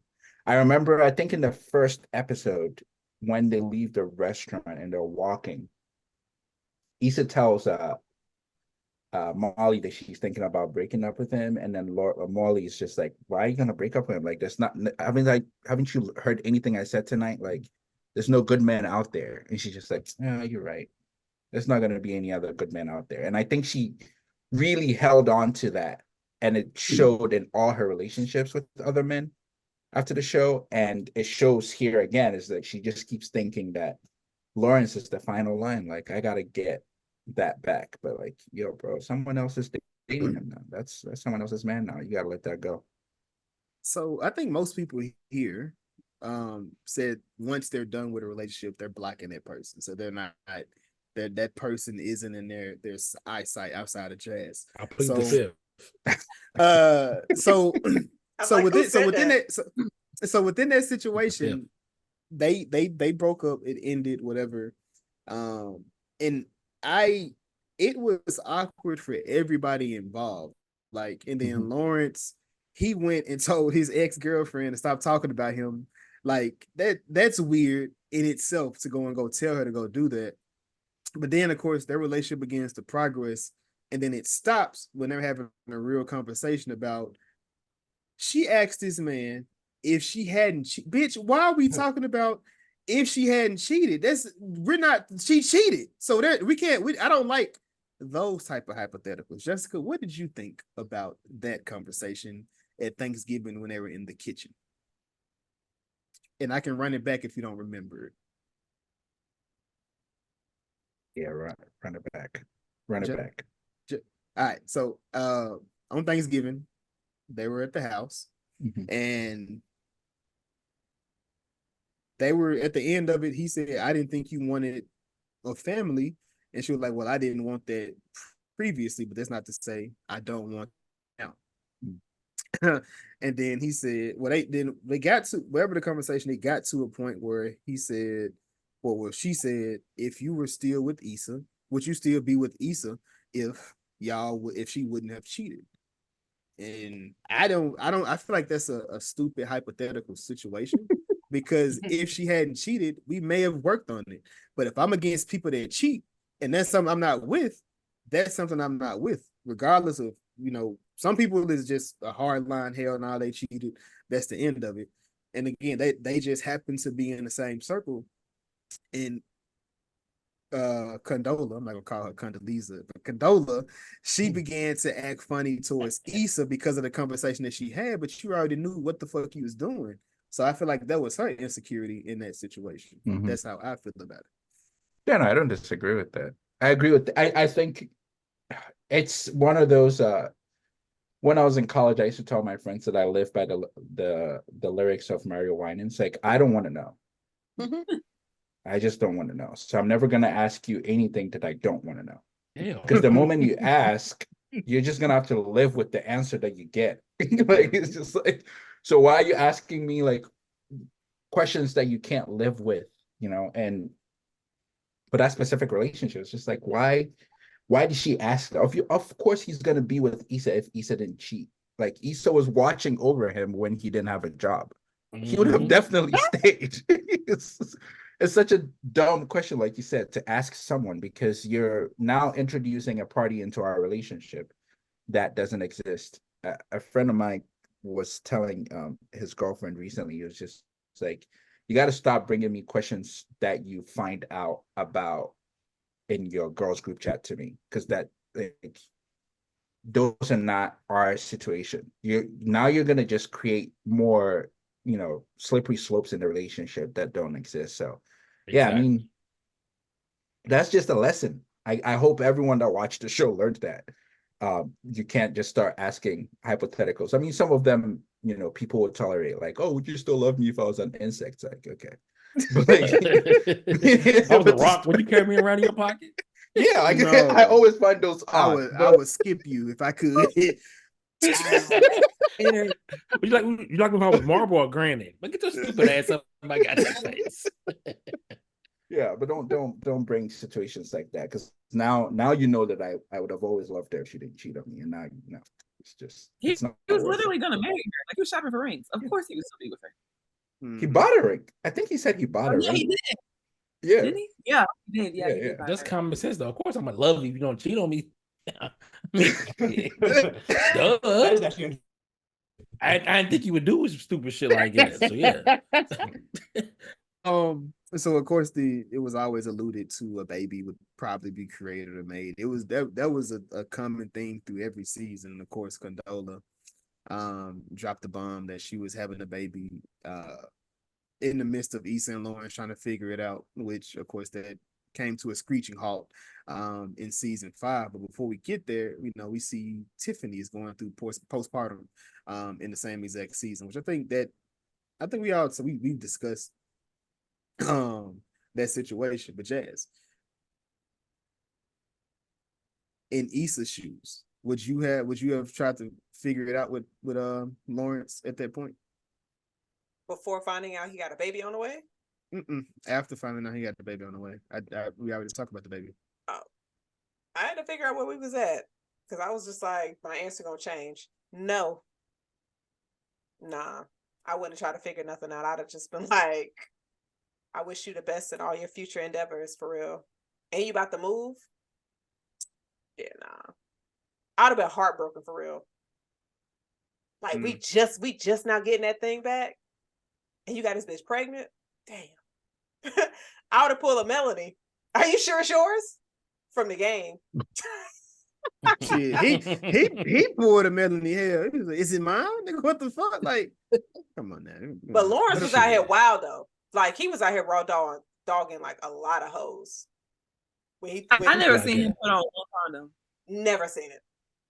For what? How many How many condoms? How many I was on mute. How many condoms? How many condoms did we see in this show? The only one I remember is Issa pulling out of herself. Yeah. I don't know. I mean, because be realistic. If you're in the come on now. Jazz. I don't know. Jazz. What about you, Crystal, in Issa's situation? Yeah. Yes. After that's a new baby. I don't know. Because you know him and Sis still fucking for real. That's not cheap. He was not fucking her. He was not fucking her. He Issa wasn't even a didn't know cheater. that. He wasn't even a cheater. She was the cheater. That's your insecurity coming out. Jason, come on, Jason with the head nod. But hold on, but see, he was the one throwing that pussy all over California. Look, Lawrence was fucking around. He was single. After my heart was broken, what you want me to do? To run and cry? on my new couch, my best. But my thing is, after 2 No. years, I don't know who you are anymore. People change over 6 months. So 2 years, I'm the I nigga don't know you turned me what into.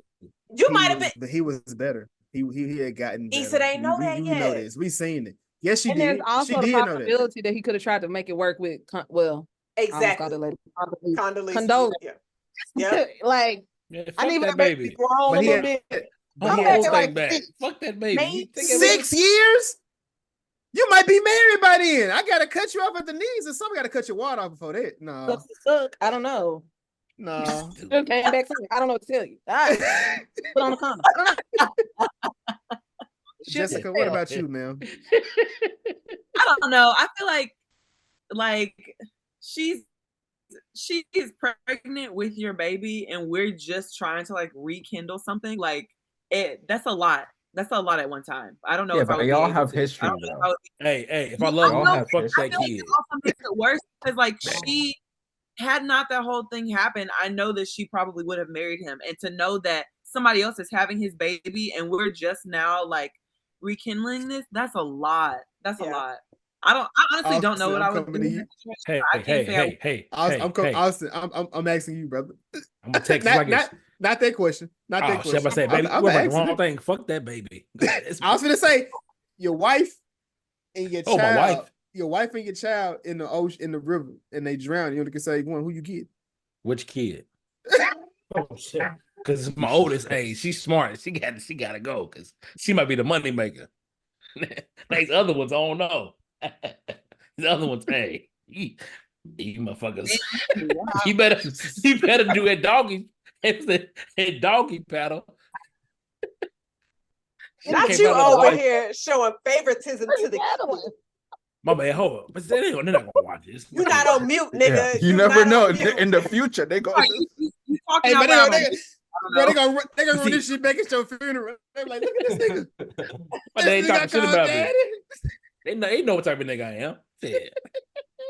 Your kids be calling you out when you eat a hot dog. Ayo, like, yeah. Hey, my oldest just walked by. She know what it is. Hey, me and you, we be fuck. What's that? Ed and Eddie. We stuck. So, but nah, that's a tough one. That's a tough question, dog. Your wife or your kid?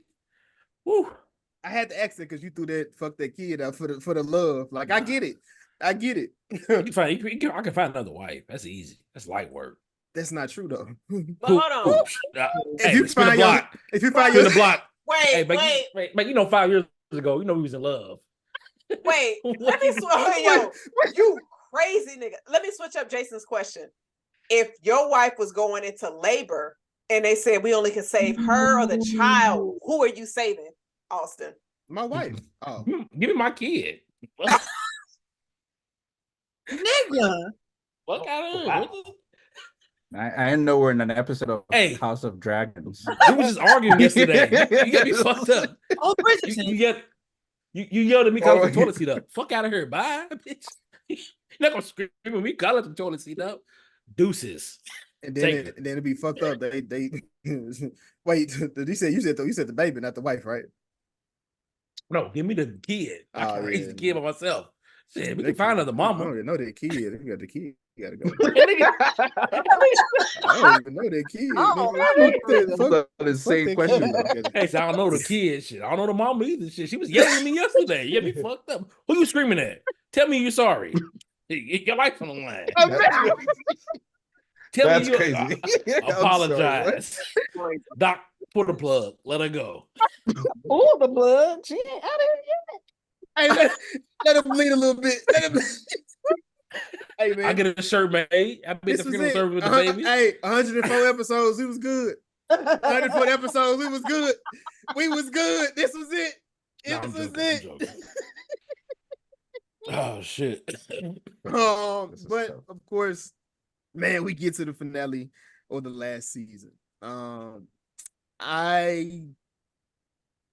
gonna do it this way.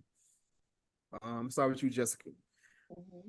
How do you feel about season 5 of Insecure? A lot of people were kind of upset. They didn't like how it ended.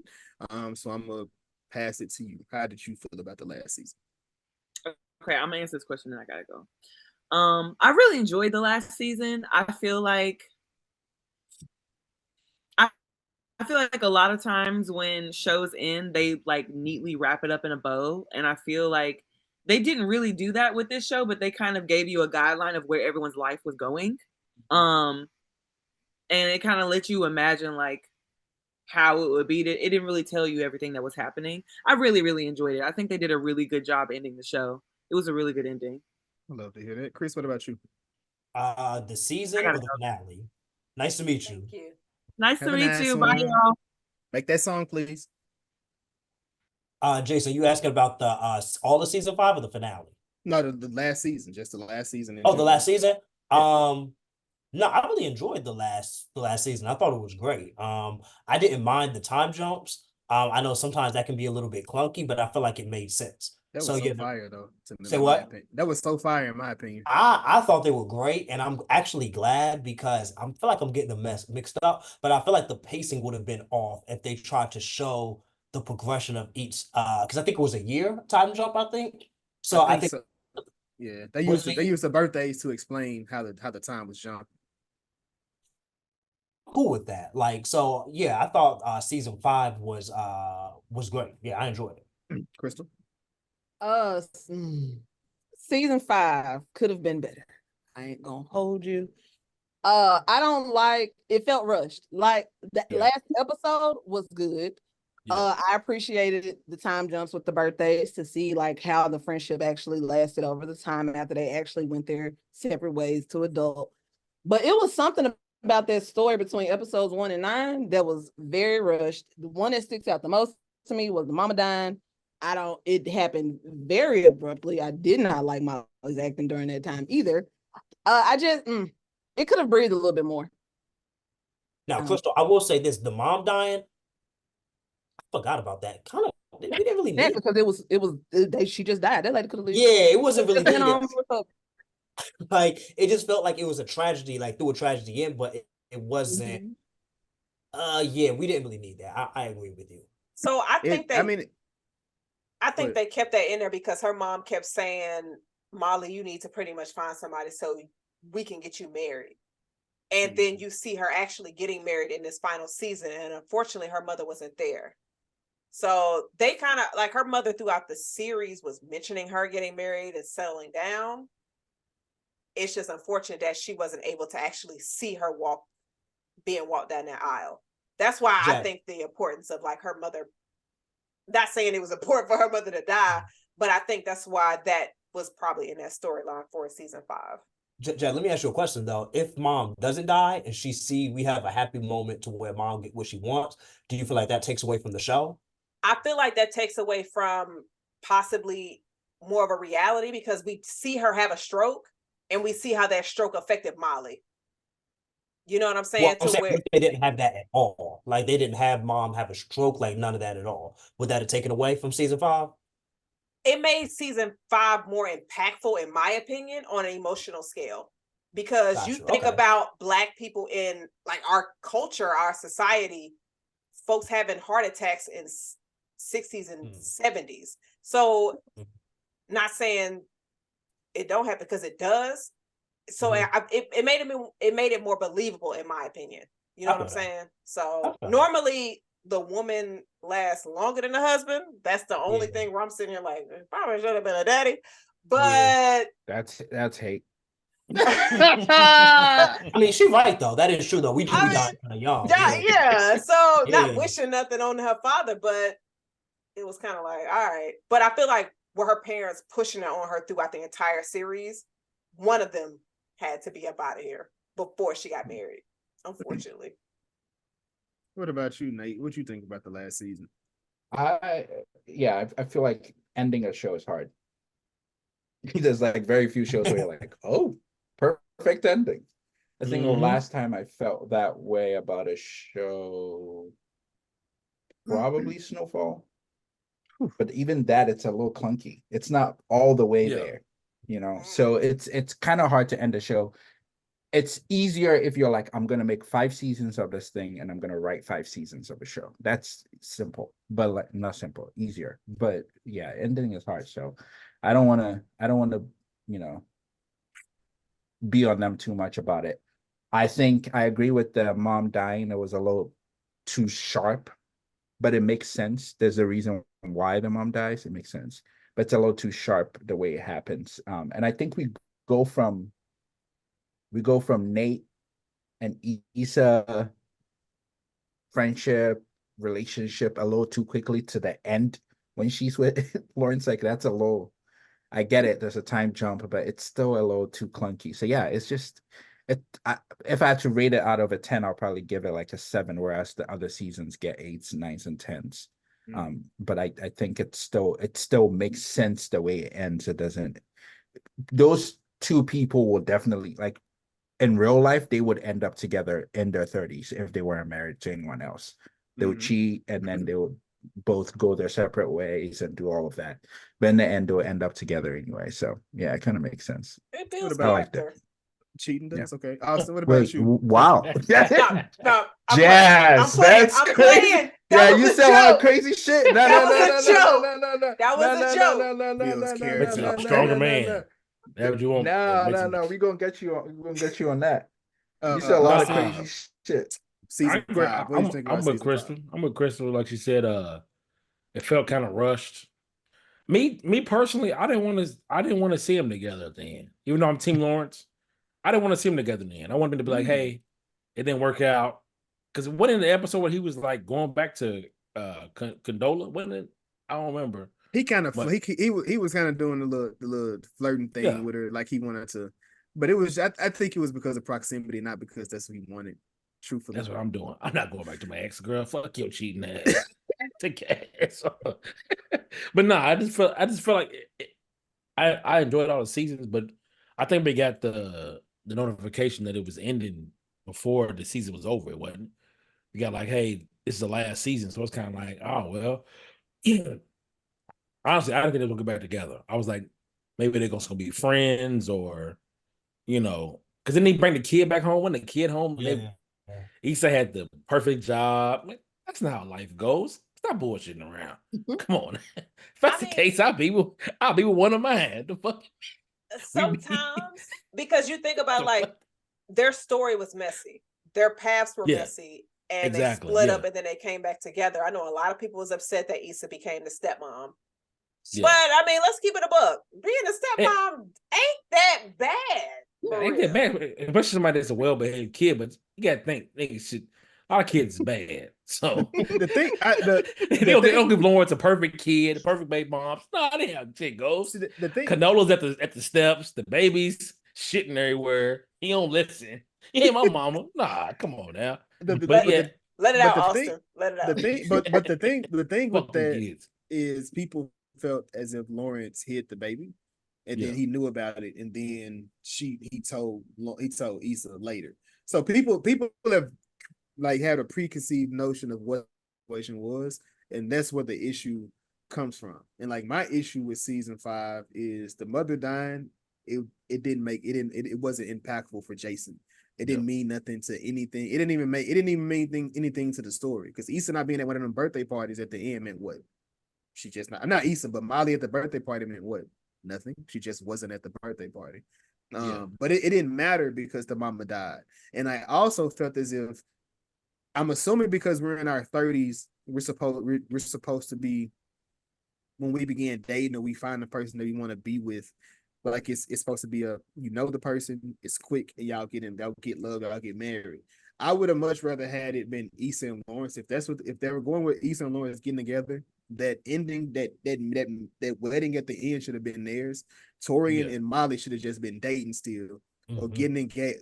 Like he should have got engaged with her at some point. But them being at their wedding was crazy to me. Yeah. I feel that. Yo, Jason, I agree with everything you said. Like, I do think that Torian and Molly, like, being like the wedding did seem a little bit odd. But also, I guess, like, maybe like Issa and Lawrence, like ending with them getting married, maybe that would have been a little bit too on the nose. But I do kind of feel what you're saying, that it did feel a little bit odd. Damn, you said something else that I agree with. Oh, about the mom. Like, to be honest, like, not this. It's just a show, but I kind of forgot the mom died, just because, like, for real, because like it kind of didn't really do anything to the story, and that's why I asked Jazz, like, we really take that out. Like, if Amal dying would have been more impactful than the mama dying. But I mean, for real though. But the thing is, like, throughout the series, her mom kept getting married, finding that Jess, my mom husband. did that to me. But That's a that's black how mom. you can relate to that situation, though. And then you finally see Molly find that husband, have that wedding that her mother had been talking about, and her mother wasn't there. So I think it's one of those things to where it might not hit you, but as a daughter, when you have women, mother, aunts, it's like, when you gonna settle down, when you gonna get married? And then you have some women that's like, I can't wait for that opportunity, because realistically, Molly was self-sabotaging herself the entire time because she was trying to have the relationship her parents had. Granted, she found out that her parents' relationship was not as perfect as she thought. And so finally getting that fairy tale wedding and her mother not being there, that hits on a different level. So it might not hit you, but as a girl that's out there that's like, I want to make sure my parents, my grandparents are at my wedding, and them not being there, and you get that wedding, that shit hit different. So they demonized Molly too much for me to care about her mama dying, or anything like that in the house. So that I'm just saying they did that. They wrote that. They wrote that. Right. They made her too much of a villain for me to care about anything that happens with her family. I mean, I get that. Yeah, but Jess, you do make a good point though. That's a good point. My mom does that to me, but it's kind of one ear and out the other. Right. But maybe if for a daughter, maybe it might be more impactful because I'm not like daydreaming about the wedding and like picturing it perfectly and having my mom be there. Like, my mother's gonna be there, but it's not something like it's gonna happen. It ain't no big deal. So when you put it like that, then that does make sense. I guess just like, I don't know. It just felt maybe because like maybe on a show like damn, what's that one show? Not the with Sterling K. Brown. This is us. This is us. I almost said The Last of Us. This is us. Like, that's a tearjerker. You know what I'm saying? So like, you went tearjerker to a zombies and shit. I know. Horror show. Like, I don't know. It just felt like this wasn't like we hadn't really had no sad shit happen in this show, so it felt kind of misplaced. Maybe that's what. Yeah. Right. Because it's not a sad show. Nah, yeah, I can see that. So that's the main thing. But you make a good point though. I think that was everything. Outside of that, the only other thing that I wanted to touch on personally that I want to talk about was we see the growth of Lawrence as well in that last season. Like he was having like each season, each one of them going their progressions, and of course work is you never stop working, you never stop doing the work. But I love how they showed the difference between what Lawrence was doing and what Condola was doing. So season 5 Condola, I appreciated them for showing that and showing her in that light, just showing how he was doing what he was doing, and not being there for the kid. Because I'm not gonna say I wasn't there for my kid, but I definitely been in that situation where you have those struggles with your child's mom, because you feel like you know everything, she feel like she knows everything, automatically people feel as if the child goes with the mother. And just being able to have that understanding of like she gonna feel the way if the baby leaves from her side in that situation. Like, that's a newborn baby. Like, it doesn't make sense when you deal with it, but I deal with it at 19. So him dealing with this at 30, it's a different thing, because it's just like, damn, like what she tripping on her, like, yeah, she tripping, but at the same time you got to understand where she coming from in that too. And I do appreciate Derek's character, which that's why I'm like, I'm not allowing people to say that he's a villain. The only fucked up thing he did was he was talking about, I have a daughter now and I gotta think about all the women I fucked. That's over with, bro. That was weird for them to write that, but that's my personal opinion in that. When him and Lawrence were looking at when they had the baby, and he was saying, all the different women I did dirty, they said they made a sexual comment, and it was like, I've never thought that, or made that thought has never came to my head when it comes to my child. So the way that I received that scene was he was thinking about all the women he did wrong, and he's probably thinking like, my daughter could possibly get caught up in a nigga that could do her wrong the way that I did those women wrong. That's how I received that scene, because I feel like, now I could be completely wrong. When dudes have daughters, they be like, oh no, it's some bum ass niggas out here, because I was in that midst of bum ass niggas, and no dude wants his daughter to go through that shit that they probably put other women through. So that's how I took that scene. I did too. Yeah, I think that's the intent of that scene. I mean, okay, I don't know about like everyone's friends, but I've heard my friends be like, damn, I can't have a daughter. I'm wilding. Like, like if I have a daughter, like she got to deal with all this shit, or like even like, you know, people like my daughter's not gonna go to this college. You know, like if I have a daughter, she's not gonna. It's just, I think that's what they were trying to write. But I do agree that the delivery does seem a little odd. Exactly. So I could all I'm see saying. how, yeah, I could see how you could take it that way, but I think what they were trying to be is like Derek was a wild boy and now he got to deal with that. Hey, but it shouldn't take having a daughter for niggas to do right. Exactly. Like I've been hearing that my whole life. Like it shouldn't take that. Like if you Chris, feel like you don't want to have a daughter, like that's like having a good little boy is a blessing. So, and I don't have kids, but yeah, niggas got to stop saying that. This idea that once they get a daughter that their life changes. Nah, you should change now. Like if you recognize that it's a problem, then like change now. Don't wait till you have a daughter to do that. Niggas got to stop saying that. They think they sound deeper than what they are, but it's bullshit. Yeah, I mean, you know, niggas think they Dr. not Dr. Yeah, they be Umar think they profound. Yeah, yeah, for sure. hold them niggas responsible. I love that. I don't know. Listen, I've been hearing that since I was a little kid, man. Yeah, Chris is not wrong. Yeah, niggas got to be more. Niggas got to be honest with themselves and go to therapy and not do people wrong. So now you're internalizing all your things and projecting it on a kid who's not probably not gonna have the same experience as you. That is completely true. And not trying to pander, but like if you recognize that's an issue, then be the dude that you want your daughter to date. You know, I'm not just saying that's because like there's women on here, but like if you recognize that dudes are dirty, then like change how you act in it. Yeah. Dear niggas, listen to these niggas. We're trying. I think that's all that I had. Jazz, did you have anything for the room? I didn't. I think we were able to cover a nice amount of this series. So yeah, I think so. Nate, did you have something, my brother, that you wanted to Yeah, address? I mean, I had a question for the group is that if you had to kind of put all the characters in the box and then reshuffle all of it, who would you pair with who, starting from scratch? Like all of them, none of them are with anyone, and you're starting with like, who are you gonna pair Derek with? Who are you gonna pair Molly with? Issa, all of them. I'll start with Jazz. She's like in the top question. I am putting Issa with Daniel. Ooh. I am putting Molly with Jared. Of course you are. All them of teeth. Course all them teeth that baby are. gonna have. That baby gonna have 36 teeth. Looking like a piranha out here. Oh, okay, Jared. Yep. Mm-hmm. Which one was Jared again? The nigga who had the bisexual experience. Yeah, my dude. Yeah, he was having Molly out here going wild. And I am going to keep Derek and Tiffany together. Kick him to the curb. Molly was right. And she ain't with that shit. Go on. Kick him to the curb. Hey, that's crazy we didn't touch on that. But yeah, Molly was fucked up for that. She was fucked up. And I'm putting Kelly with the nigga who fingered her in a diner. Because he seemed like he was a risky ass nigga, like, yo, he was risky. They were matching each other's freak. Hold on, quick question though. They were matching each other's freak.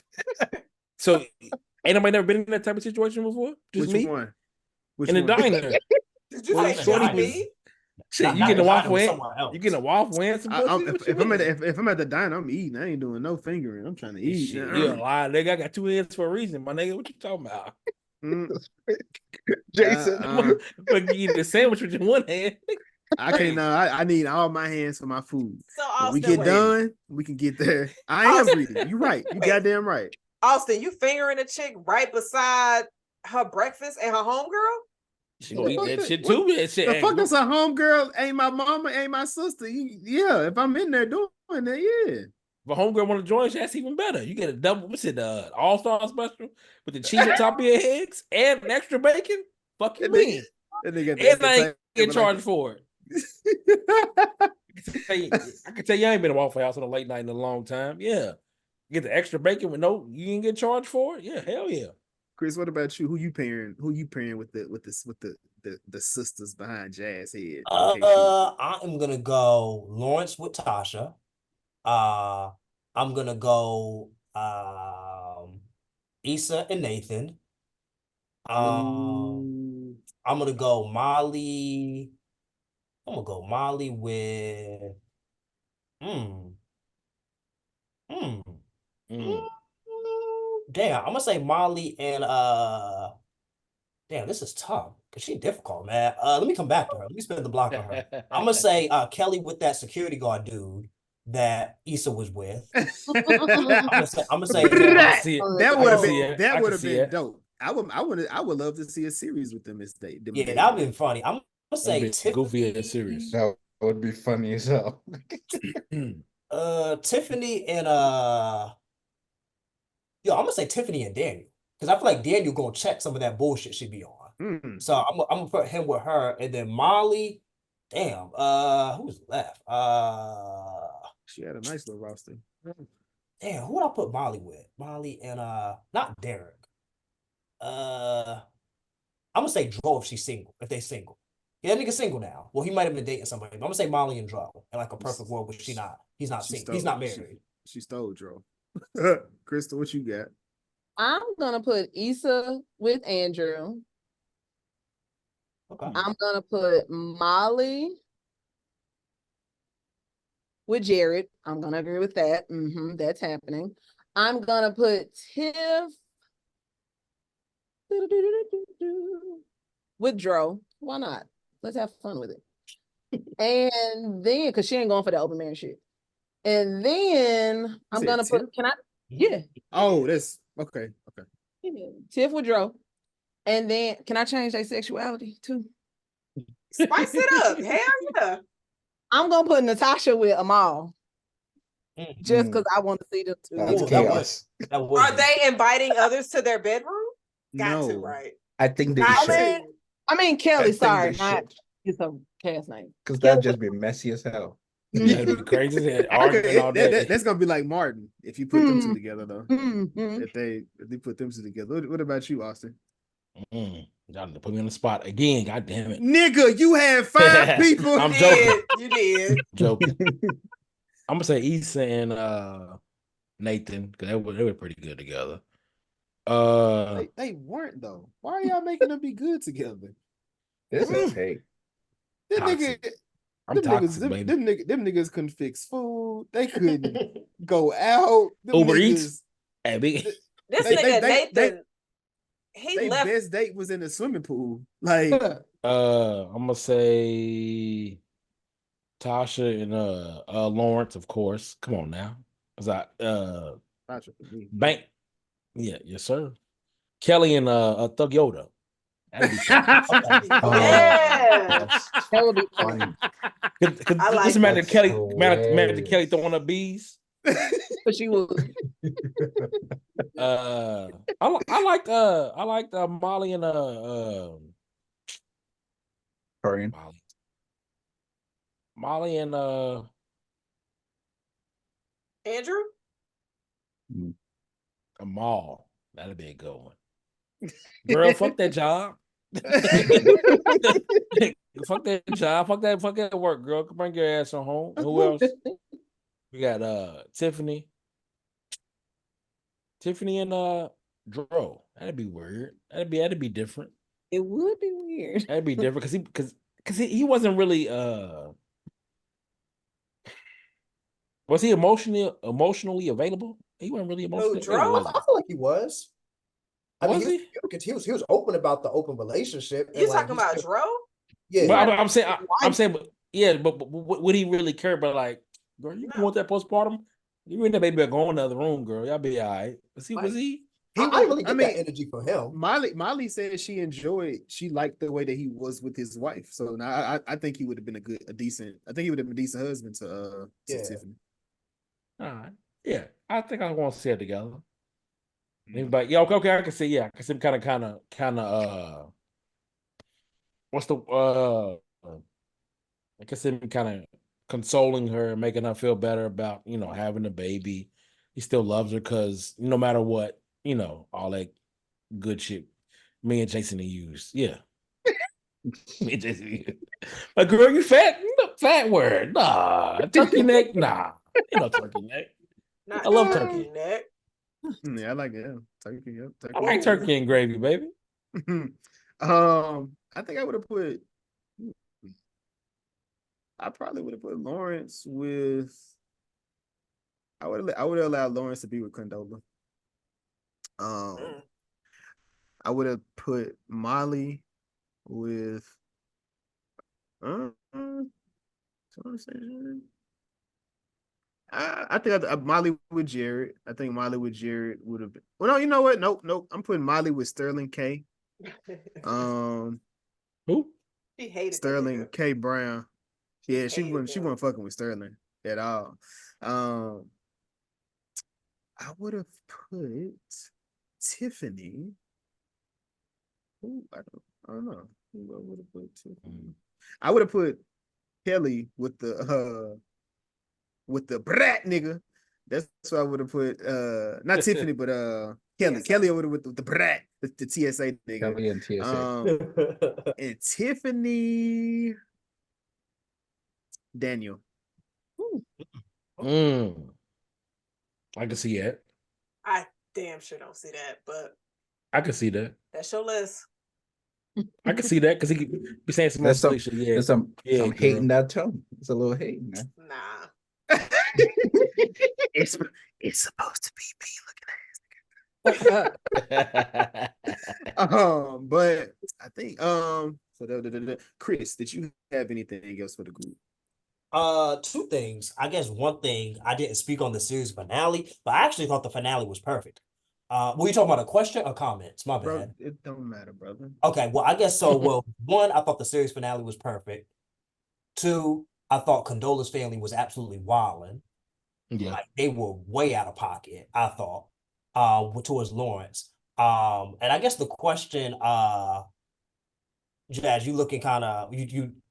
Oh, okay. I be forgetting camera and shit on. I gotta stop. No, you fine. I thought you had a comment. So I thought they were wilding. But I guess the question I have for the group, kind of a general question, but is there anything that y'all would have changed or added to the show?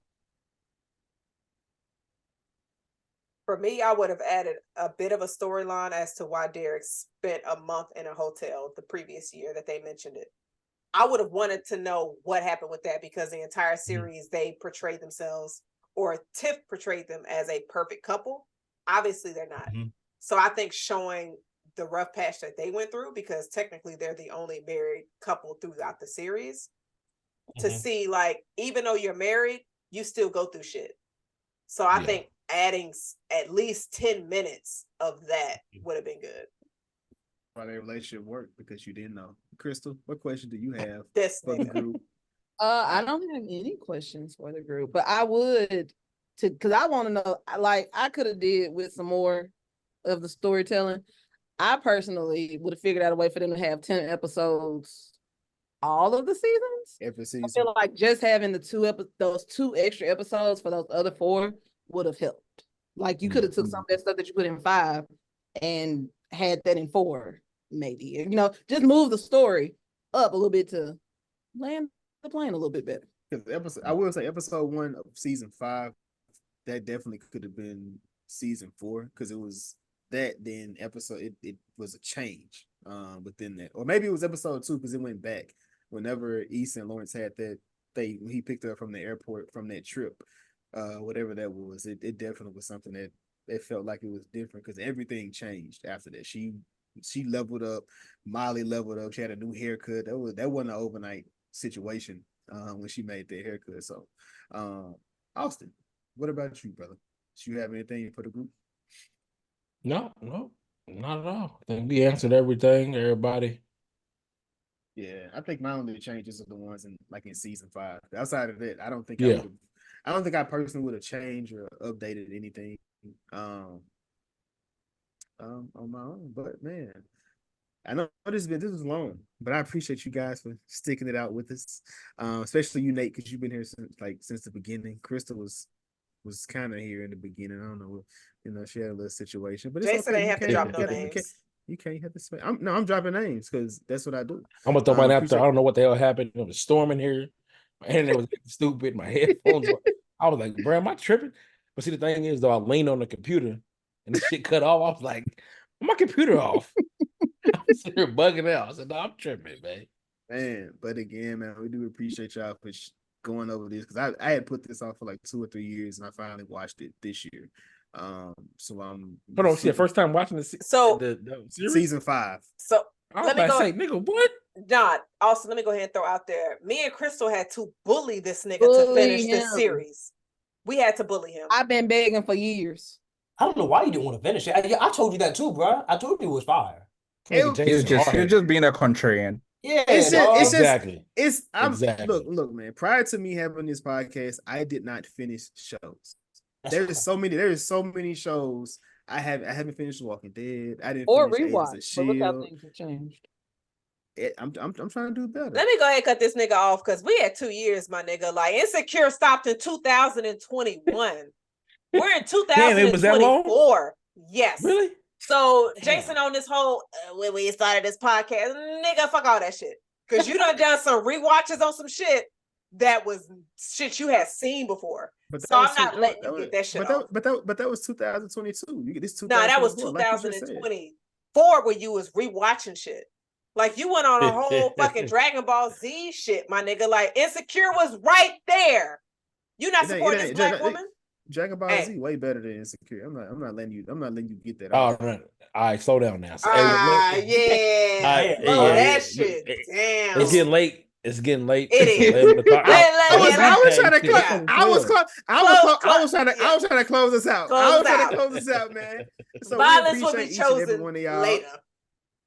We appreciate each and every one of y'all for coming on here and sitting and doing this with us. This was a big ask, and I definitely appreciate everybody for doing it. Thank you all for listening, subscribing, continue to share, like, push, tell your people, tell your friends. But until next time, man, this is episode 104, our Insecure panel. I am one of your hosts. I am Jason. I am Jazz, and I just want to be sure to drop that we are at our 2 years next week. Episode 105. We are doing a movie combo, Infinity War and Endgame, and we are celebrating in Sin City. Yes. So you can pretty much catch us on Apple, Spotify, and visuals are on our YouTube. Hold on, we going to Vegas? We going to Vegas. Yes. Oh, I'm gonna pull up to Vegas. Oh, I'm gonna be drugged out, so ain't gonna be no pod. I'm gonna be zoned out. Hey, whatever happens in Vegas stays in the club. in Vegas, Austin. We not letting nobody know nothing. Literally. In the club with a wife beat on and some fucking Bermuda shorts. Yeah, I'm not going with you over there. But I definitely want to say thank you to Nate, Chris, Crystal, and Austin. Shout out to Chappell. Shout out to Jess for showing up and coming on here. Thank you so much to everybody. We definitely appreciate y'all. The What's It Good Though podcast. Until next time. Deuces. Nah, Nate is my nemesis for real. I don't see Nate. I don't see Nate asking a question like that. Like not out loud. My question is actually mad tame. The question that I had was very, very tame. But now I'm being challenged to ask a very insane question. So no, I have to. First part of what you said. So please explain what the question game is again. Oh, okay. So at the end of Insecure, when the ladies had their second to last little powwow together at Issa's house, they were doing like a self-care Sunday thing. They wanted to play a question game. So they just wrote random questions in a hat and they put them in a hat, and then they just pulled them and they just asked the question. So it may be, I don't know, Nate, what are your aspirations in the world? And that's my question to Nate. Or it may be Chappell, how do you feel about all the people that are denouncing Greek life? That may be his question. Or it may be Jessica, when's the last time you wrote the song that I've been asking for? Or it may be Jazz. When the last time that you used all three hoes? I don't know. It may be something like that. And I'm just making sure the questions are directed to the people that they need